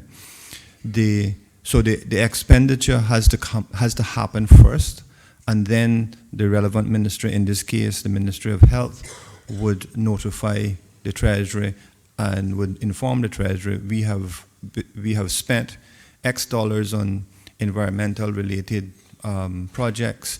The Finance Committee and the LA has approved that this be taken from the EPF, and then having received that, the Treasury would then pull the money from the EPF's account. So that aspect is correct, that the use of monies from the EPF is not generally, and certainly not in this case, with an expiry date on it. The ability of the Ministry of Environment to incur the expenditures back in for the 2018 financial year and the 2019 financial year, and those amounts were approved in 2017 when we were doing the budget for for 18 and 19. Those expenditure authorities have now fallen away because the change that we made recently to allow expenditures from one financial year to go to the next, that change was not in place at the time of the 18 and 19 financial years. So the authority given by the Legislative Assembly to incur expenditures in 18 and 19 on ISRIMS related, those expenditure authorities have ceased and fallen away and can no longer be relied on. The Honourable Member of the Opposition is correct in that the ability to spend, to take monies from the EPF for those areas, those remain valid, but essentially what has to happen now is that the Minister of Environment now has to seek the authority in 2020 and 2021 to incur expenditures in those years. I thank you for your explanation. Then, Mr. Speaker, since, Mr. Chairman, since the Finance Minister and Secretary has told me that I am right, I am now going to tell him that he's partially right too. Because there is a motion circulated by the Honorable Minister asking to remove $34 million in addition for that which was done and is in perpetuity. Is this correct then? Mr. Chair, I haven't read that on the floor of the House as yet. It doesn't matter. You circulated it. Whether it's you, the Financial Secretary, or anybody else, it's in my possession, and that is what is coming up. And that ain't gonna happen. If 34 million is what is being asked for to be taken out of the environmental fund, when we have 12, as you admitted, and the Financial Secretary has now agreed that that's in perpetuity, I don't know if this was a sleight of a hand, mistake, or somebody try and shake the fruit tree. But I can tell on the word not happening here.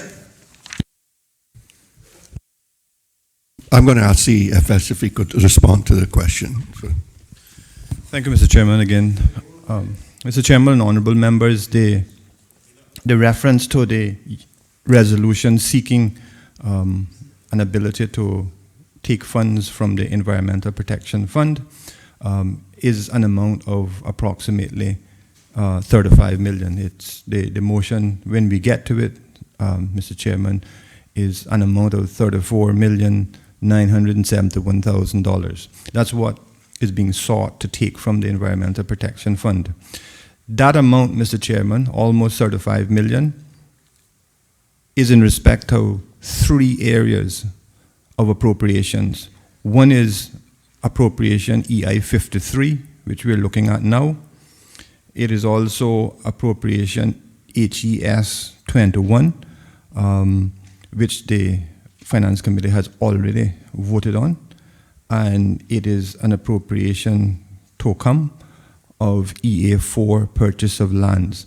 So the motion is seeking 35 million, covering those 3 areas. We are now obviously dealing with EI 53 under the Ministry of Environment. The motion, Mr. Chairman, correctly, as the Honourable Leader of the Opposition has said, this motion seeks 22.4 million to be taken from the Environmental Protection Fund. And the Honourable Member is correct in that the previous EPF resolutions still stand. But Mr. Chairman, and so the Honourable Member is correct, he's adding 22.4 million sought here now, plus the 4.6 in an earlier year, plus the 8 in an earlier year. And so he's establishing a number of approximately 34. However, Mr. Chairman, so all that is correct. However, the ability to spend that is dependent upon whatever amounts that is approved here. This budget is actually seeking to get 22.4 million in 2020 and a further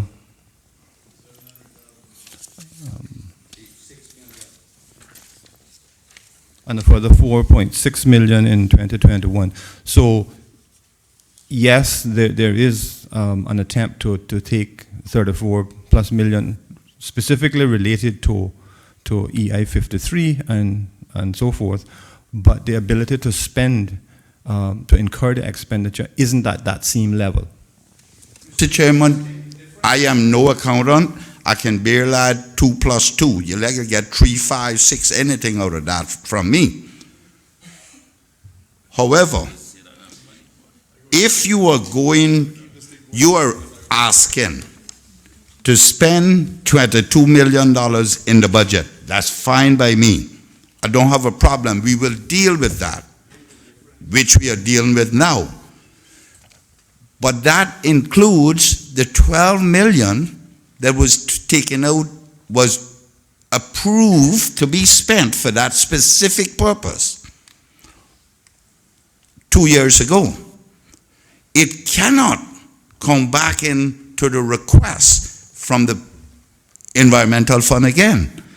It can only be the additional amount, which would be $10 million, under where we are asking EI 23, not in the budget, out of the environmental fund. And you cannot do that because we are talking about $12 million that somebody can use for slush fund.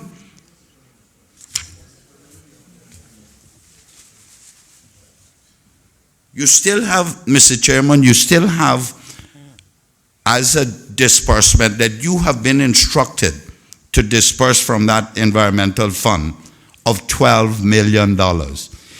We cannot rescind that. Neither can the Minister of Finance refuse to disperse it. It was an order made by Parliament. Now we are coming back for 22 million more to put topsoil on top of the place, and we're asking for it to come out of the environmental fund. I don't know who doing the narratives and the thought process, but that's leaving $12 million on the table for somebody to use as slush fund. You couldn't spend $34 million on one project a year unless you're giving it away. Is that what we're doing? Member, there is no intention to spend $34 million. Okay, so where we are here, I mean, if we can all agree that we have authorization to spend that $12 million that was approved in 2017, we can ask the minister to amend the motion to reduce it so that the total amount that will be stand appropriated from the Environmental Protection Fund is the 22.5 billion, whatever the amount is. I want to make sure, are we all happy with that? Mr. Chairman, that is what I've been saying. Now, amend this motion, because the minister is not saying I put it on the floor yet. He's anticipating bringing it here though, because that's when the argument will start. Amend this to reflect the difference between this that is being budgeted for and that was authorized to be dispersed already, which is just over $12 million, I think it is. If that makes the House satisfied, then can we? No, it don't make the House satisfied. That is what it has to be. Well, it makes the House satisfied. It makes the law satisfied. House is the law. Really?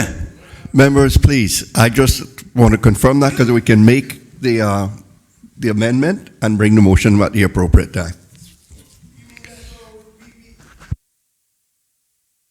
No, we're not debating the motion yet because this gentleman came in here and said it is inclusive. How he used that inclusive word, I don't know, but immediately it triggered something for me. No, we never had no debate. We're not going to debate on the budget part of it yet because the gentleman is saying that 12 million was available. Now there's 22 million that But he said that this includes that was previously approved. And that's not what the motion is saying.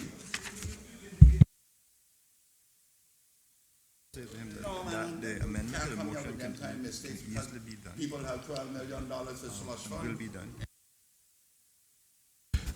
But the EI 53 Yeah. amount.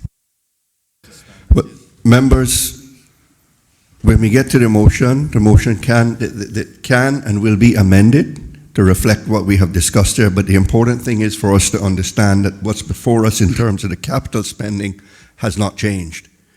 And that's Mr. what we need to Chairman, be discussing now. Mr. Chairman, we quite understand that. But I think we've agreed and we found that way forward that we will amend the motion when it comes.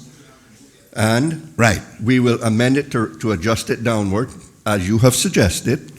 So let's move on now and discuss the substance of the capital appropriations of the 22.5 million. Mr. Chairman, I appreciate that.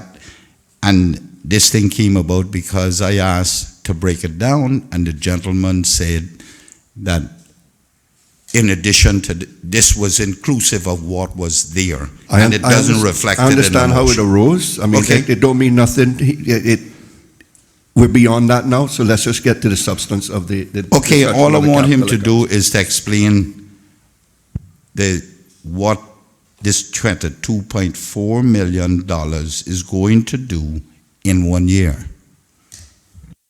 Mr. Chairman, for you, first of all, I want to apologise to the Honourable member because the total cost of remediation is 22.4 in 20 and 1.95 in 21.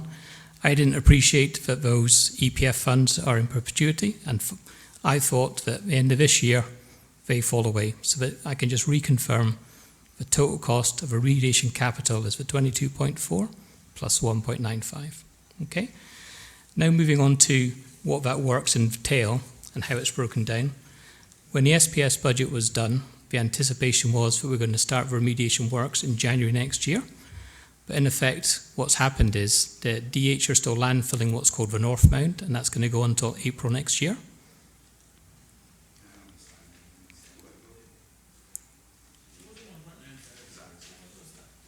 Okay, yeah, so what we have in budget is 22.4 for 2020 and 1.95 for 21.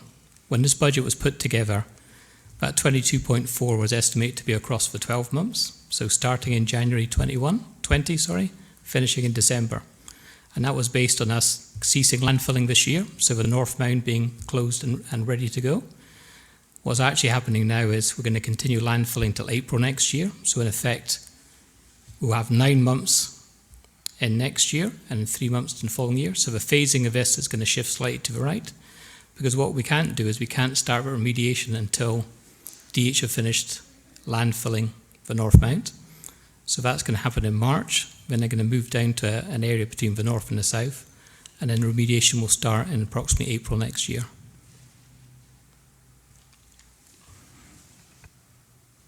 That's it?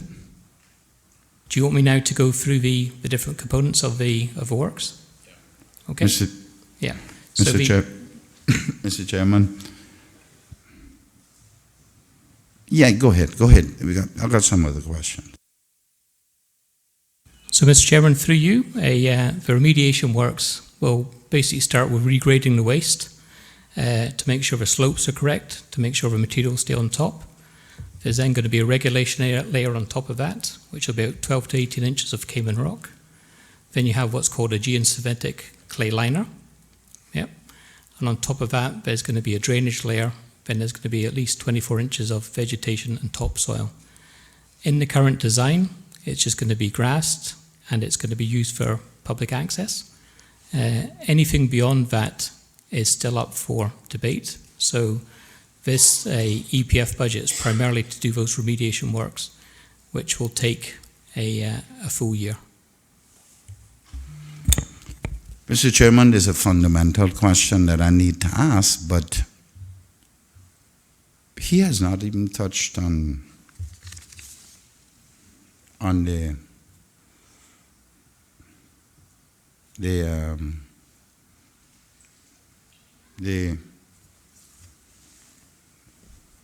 taken off of that gas. This is only remediation, then you're going to dig it up to do that? So, Mr. Chair, for you, in the remediation budget as well, of the gas wells, there's going to be a gas well for every acre of a landfill site. That will be piped and flared, and ultimately it will be taken to the waste energy plant and burnt. There's about 0.5 megawatts worth of energy. So the gas extraction wells, etc., are all part of this budget as well. Apologies for that. And what job is that going to be doing in the waste energy plant? Sorry, sir, could you repeat that, Mr. Chair, for you? The waste energy plant, what is that going to contribute to that? Pray tell. It's going to contribute 0.5 megawatt of power. Yeah, it's going to be burnt.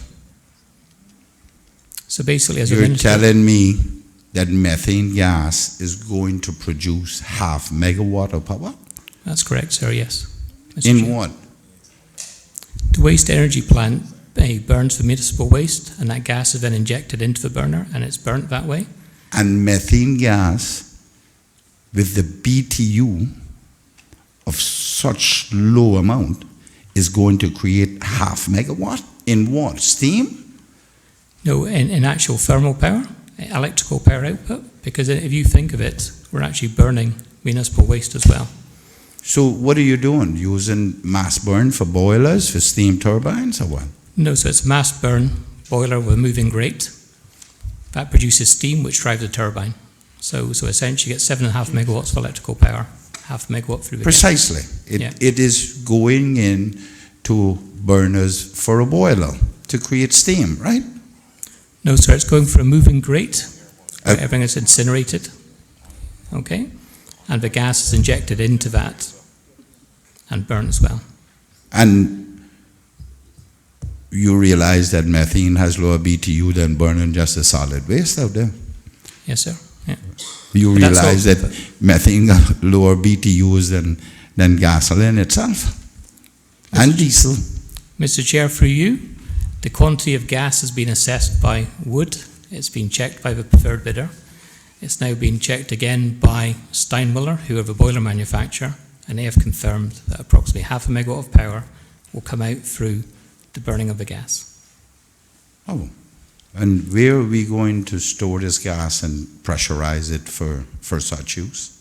Mr. Chair, for you, we're not going to, because essentially when we cap and remediate the landfill, as the Honourable Minister said last week, we will be landfilling into the northwest for a further 3 years while the waste energy plant is getting built. And in the interim, we'll have to flare off that gas. Currently, that gas is just venting to atmosphere. So in the interim, we'll flare that gas and then it will be piped to waste energy plant. So how are we going to flare that and have it for public use, the remediated fill? It will be flared only till such time as the waste energy plant is up and running. Okay. Yeah, and for you, Mr. Chair, the public use will not be until the waste energy plant is up and running. The landfilling is completely finished in 3 years' time, and then the whole thing will be put over to public use. So you're saying you're going to pump that gas and put it straight into the boiler? Yeah. Yes, sir, when the waste energy plant's up and running. When the waste energy plant is? Where is that waste energy plant going? The site is close to the existing Georgetown landfill site, which will take all of the existing ISWIMS facilities, and then what's called the residual waste landfill will be on the Georgetown landfill site. The residual waste now, which No. was operated by Water Authority? No. So once the waste energy plant is up and running, it actually produces ash, an ash product, which can be recycled. Then you have bottom ash, which then needs to be landfilled. So there will still be a residual waste landfill on the Georgetown landfill site for 25 years, but obviously the volume is reduced by 90% because you've You burned all know, that you know trash. there's one there now, right? Yes, sir. Okay. You know me put it there, right? Or you didn't know that? Good. Through Chair, you know. I mean, now you know. What I need to know is the exact location of that waste energy plant. The exact location we cannot divulge just now because we're in a final negotiation with the preferred bidder on the land. But what I can say through the Chair is that we have our EIA terms of reference getting finalised. So early on in the new year, There will be public consultation over at proposed land and where it's going to go, but what I can say at this point is it is very close to Georgetown landfill. Yeah, I was going to take that land through compulsory acquisition. Anyway, you go and buy it. So I've been in this a long time. Now, that RFP for this ISM, I like to call it, I believe, ISWIM, Integrated Solid Waste Management System. Did that not include remediation? Mr. Chair, through you, it did include remediation, yes. So why are we doing it here now? Mr. Chair, through you, the decision was made to actually cover the costs of remediation as an environmental project and draw those funds from the EPF. Otherwise, that would have to be financed through the project as well, costing more money to the government. You know, don't think I ask questions in a vacuum. Eh? Don't ever believe that I ask questions in a vacuum about saving. No one should ever think that.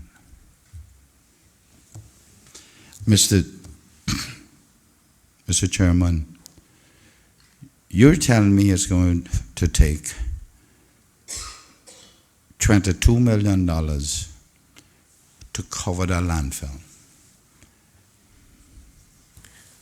Mr. Chair, through you, yes, it's going to take the $22 million, which includes the capping, remediation, the leachate management, the gas extraction for wells, and the monitoring thereafter. Okay. That also obviously includes design fees, etc. And when do you expect that to be completed, that entire project? Mr. Chair, through you, we expect that to be completed by March 21, and there will still be landfilling into the northwest for further 3 years, and then that will be capped and remediated. And how far on are you with the contract or the RFP So, Mr. Chair, for the waste energy plant? okay, Mr. Chair, through you, as was explained last week, the preferred bidder period has expended longer than we thought because it's a very complicated project. Where we are just now, we're finalising project agreements with the preferred bidder, getting all that done, and we're looking to sign a contract early in the new year. Early in the year. And how long is it going to take to build that waste energy plant? So, Mr. Chair, through you, on the current schedule, we'd commence remediation in April, subject to planning an EIA, which we're hoping to get by the middle of next year. It would be a further 3 years, so it would be roughly the middle of 23 before that whole plant will be fully operational. So where are we going to dump then? Mr. Chair, through you, as the Honourable Minister said last week, there is an area called the Northwest. There's a pond there that was filled with Hurricane Ivan waste, which is between Esterly Tippets and the current North Mound. We'll be landfilling, it's approximately 4 to 5 acres. Landfilling will continue there for 3 years until the waste energy plant is up and running. In the swamp again? Mr. Chair, for you, it's not a swamp, it's currently a pile of metals and mixed waste. What do you think the landfill is? But a pile of metal, we dug it down, put metals there, and then added on top of it.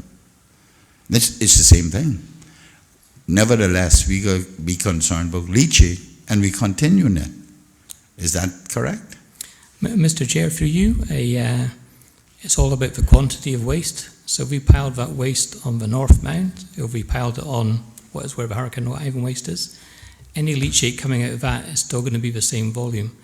The main thing really is to actually get on, cap and remediate the North and South Mounds, which will significantly reduce the leachate, and we'll be landfilling for 3 more years in what's called the Northwest area. But what is the rush to have this remediated?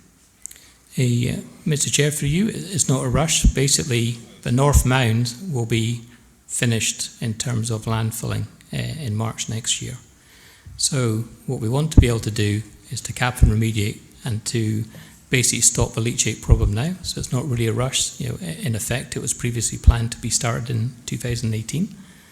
So the reality is if we didn't progress as we are now, then I wouldn't see any reason why we should be delaying, because what we've got is an unlined landfill which is getting bigger, which has reached capacity. So we should get on and get it remediated.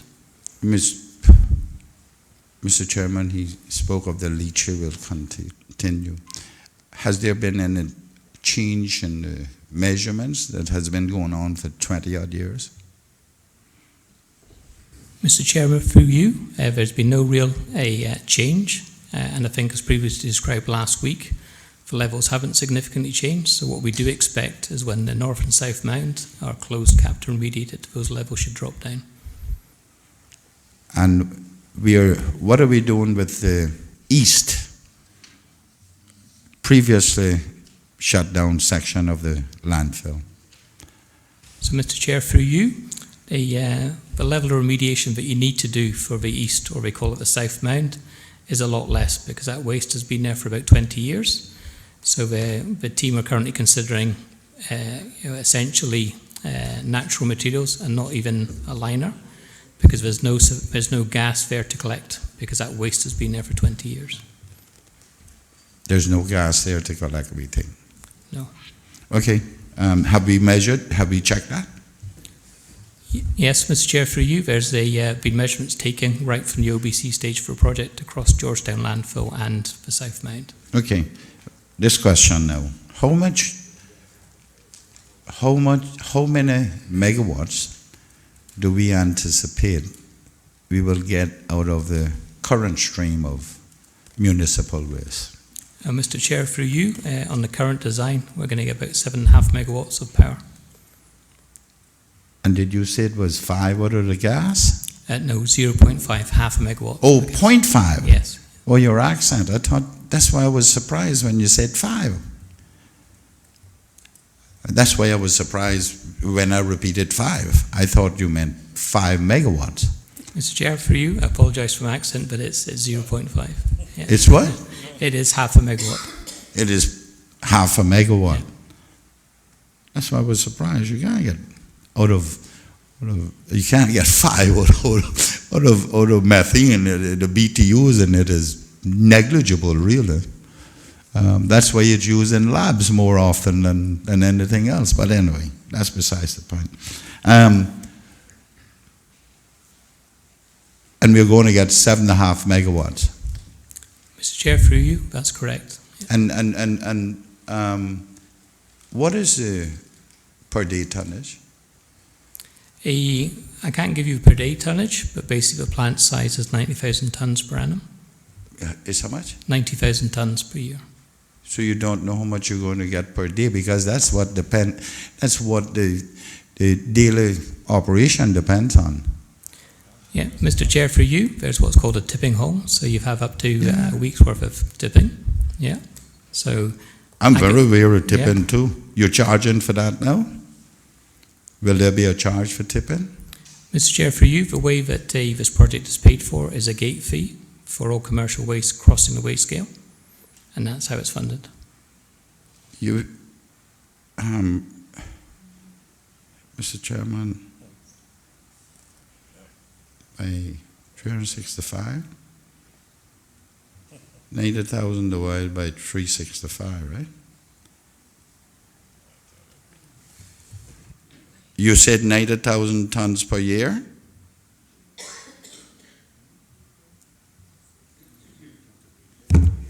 You said 90,000 tons per year? Mr. Chair, through you, that's correct. Okay. How come in 2007 it was 360 tons per day? We have gone down in collections or creation? Mr. Chair, through you, the way the ISWM's facility will work is approximately 30% of the waste coming in is yard waste. So in effect, the scheme is going to actually end up with that yard waste getting composted. Then the metals will be separated out over different waste streams. I'm just wondering if our certain our plant is going to be installed a modular plant, right? So, Mr. Chair, through you, the initial plant size will be for one plant, but on the plans there's obviously an adjacent second stream planned. Does that make sense? So that if in the future populations grow, etc., then the second stream could be built. So we're building it as a modular plant. Mr. Chair, through you, that's correct. Yeah. Are you familiar when it was done some time ago that we were going to clean the dump and use it for fuel, as a fuel source? Mr. Chair, for you, I wasn't aware of that, no. Mine it, yeah. Mine and we were not going to cap it, we were going to mine it. Are you aware of that? Mr. Chair, for you, I wasn't aware of previous plans, but the issue of mining was brought up last week and discussed. That's the reason why we're not doing it. Why wasn't that an option? Again, Mr. Chair, for you, that was discussed last week. The decision was taken at the strategic stage of digging out that waste, which is up to 40 years old, and mixed waste, and then trying to separate that and burn it would cause a very big environmental problem, because that waste has been there for 40 plus years, and you'd have to separate it. You couldn't just fire that all straight into the waste energy plant. But that is actually a decision that's been taken right from the planning phase of this project.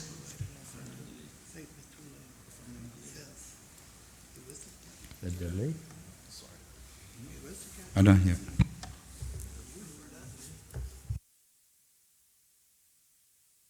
So, how many acres we have out there? Like 8 to 5 acres, right? 8 to 5 acres or something like that, the landfill is? Mr. Chair, for you, it's about 75 acres or thereabouts. 75, 85, something in that region. But that puts it out to the road too, which cannot be used with that buffer being in between. Yes, Mr. Chair, for not you, usable parts anyway. Yeah. Yeah.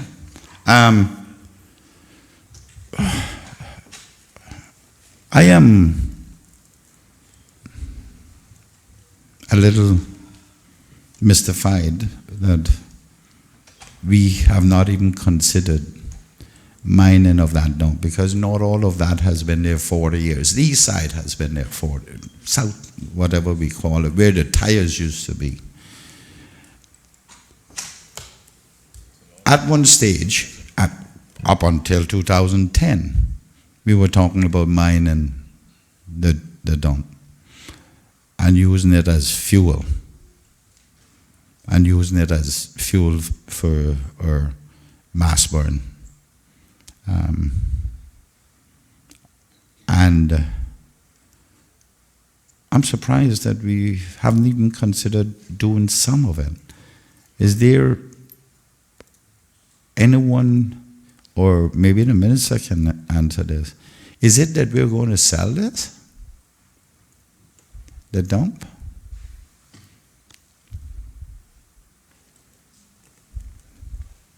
You notice the series of questions? What is the square footage? How much dump we have? How much property we have? Now the next question is, why aren't we mining it? Is it being sold off to someone?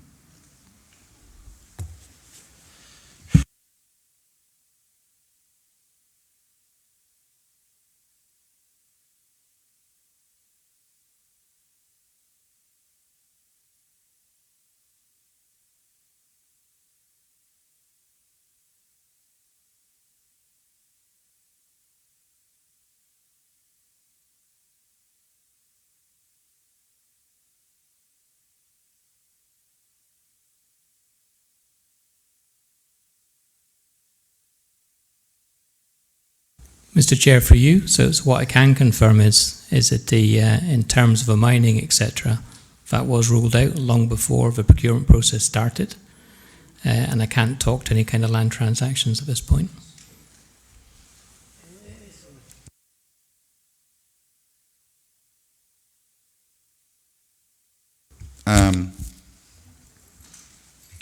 does the minister know if this is something up for possible sale?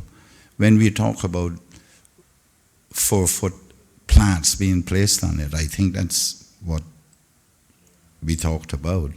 The gentleman there said that they're going to put Cayman rock. You're going to put a membrane on that, right? And then first 6-8 inches, then a membrane, then Cayman rock or whatever, or fine one, then Cayman rock, then soil or something like that to keep it down. So, Mr. Chair, for you, I can answer on behalf of the Honourable Minister. He is yet to receive what the final land transactions are, so the Minister hasn't been briefed on that because we're still in negotiations with preferred bidder. No. I tell you, something wrong with our accent or something wrong with the way I'm speaking. I'm not talking about that. I'm trying to confirm that the capping is going to require a membrane somewhere in between there and 12 inches of topsoil. Was that what you said? Yes, so Mr. Chair, for you, I can go back through it again. Yes. First of all, the waste will be regraded so the slopes are okay. Then there'll be a regulating layer on top, which will be Cayman rock, about 12 to 18 inches. Then you'll have a geotextile membrane, which will be a clay liner, which will obviously keep the gas in and also provide the 50-year guarantee over the landfill. Then there's a drainage layer. Then you've got vegetation layer, which will be a further 24 inches. So that's the current build-up. In terms of that top layer, so the current proposal for the remediation, a remediation options report has been done. That's been submitted to the Department of Environment and Environmental Assessment Board. So the depth of that top layer is obviously dependent on its final use, and currently government has determined for this project the whole way through that the beneficial use of a remediated landfill must be some form of public access, whether it's trails or bike trails or something like that. So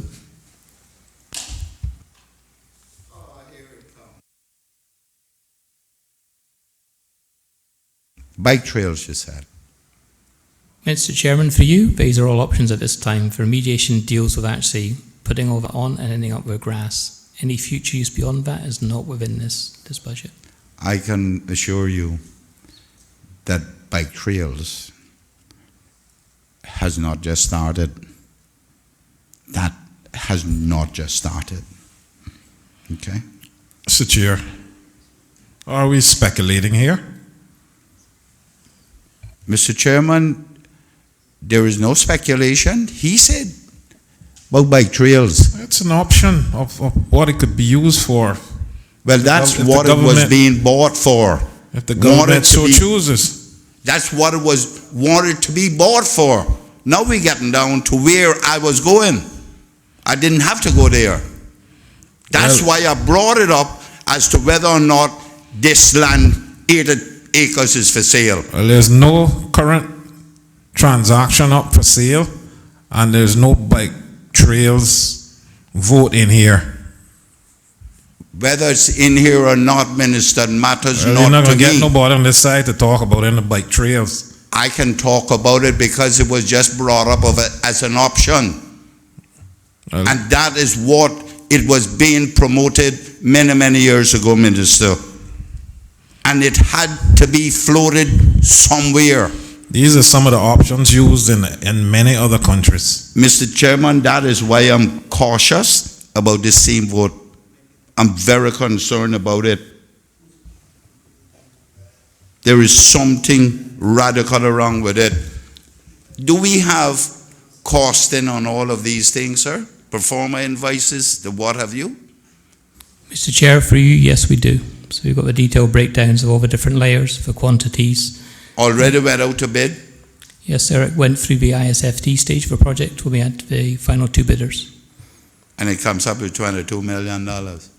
23 million in 17, which is coming to 24.35 now, because all we've done there.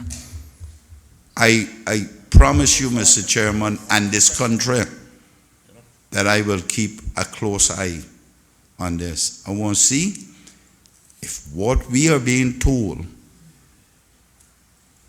we can grant as much as we want. I have a responsibility.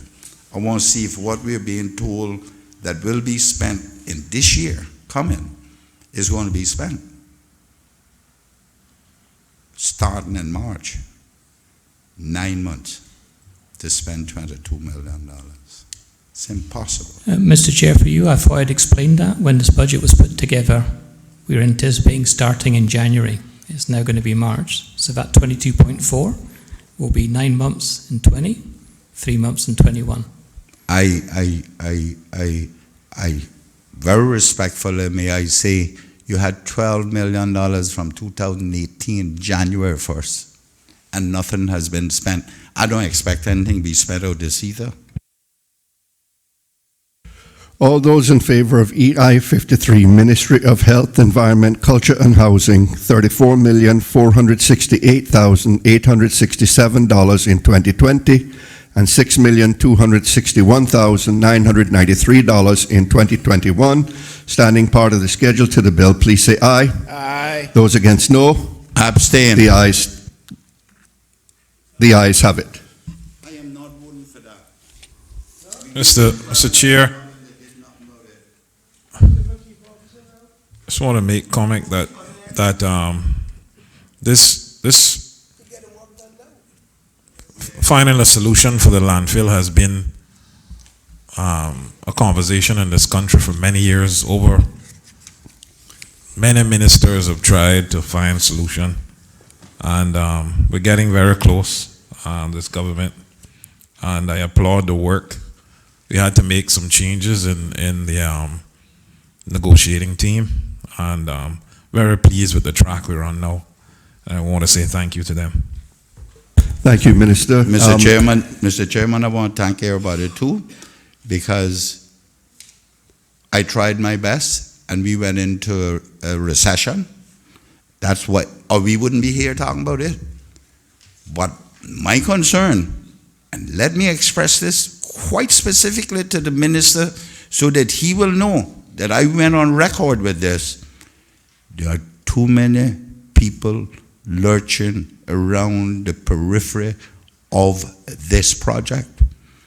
People that will not, or not necessarily, doing this in the interest of what you talked about, Minister, for this country needing it a long time. It is their personal wishes, and it's their personal monies they're looking for. I am very, very, very weary of all of them. Let's take the lunch break. It is now 20 minutes to 1. Let's return at 1:45, and we will begin examination of the of POC's appropriations to the Deputy Governor.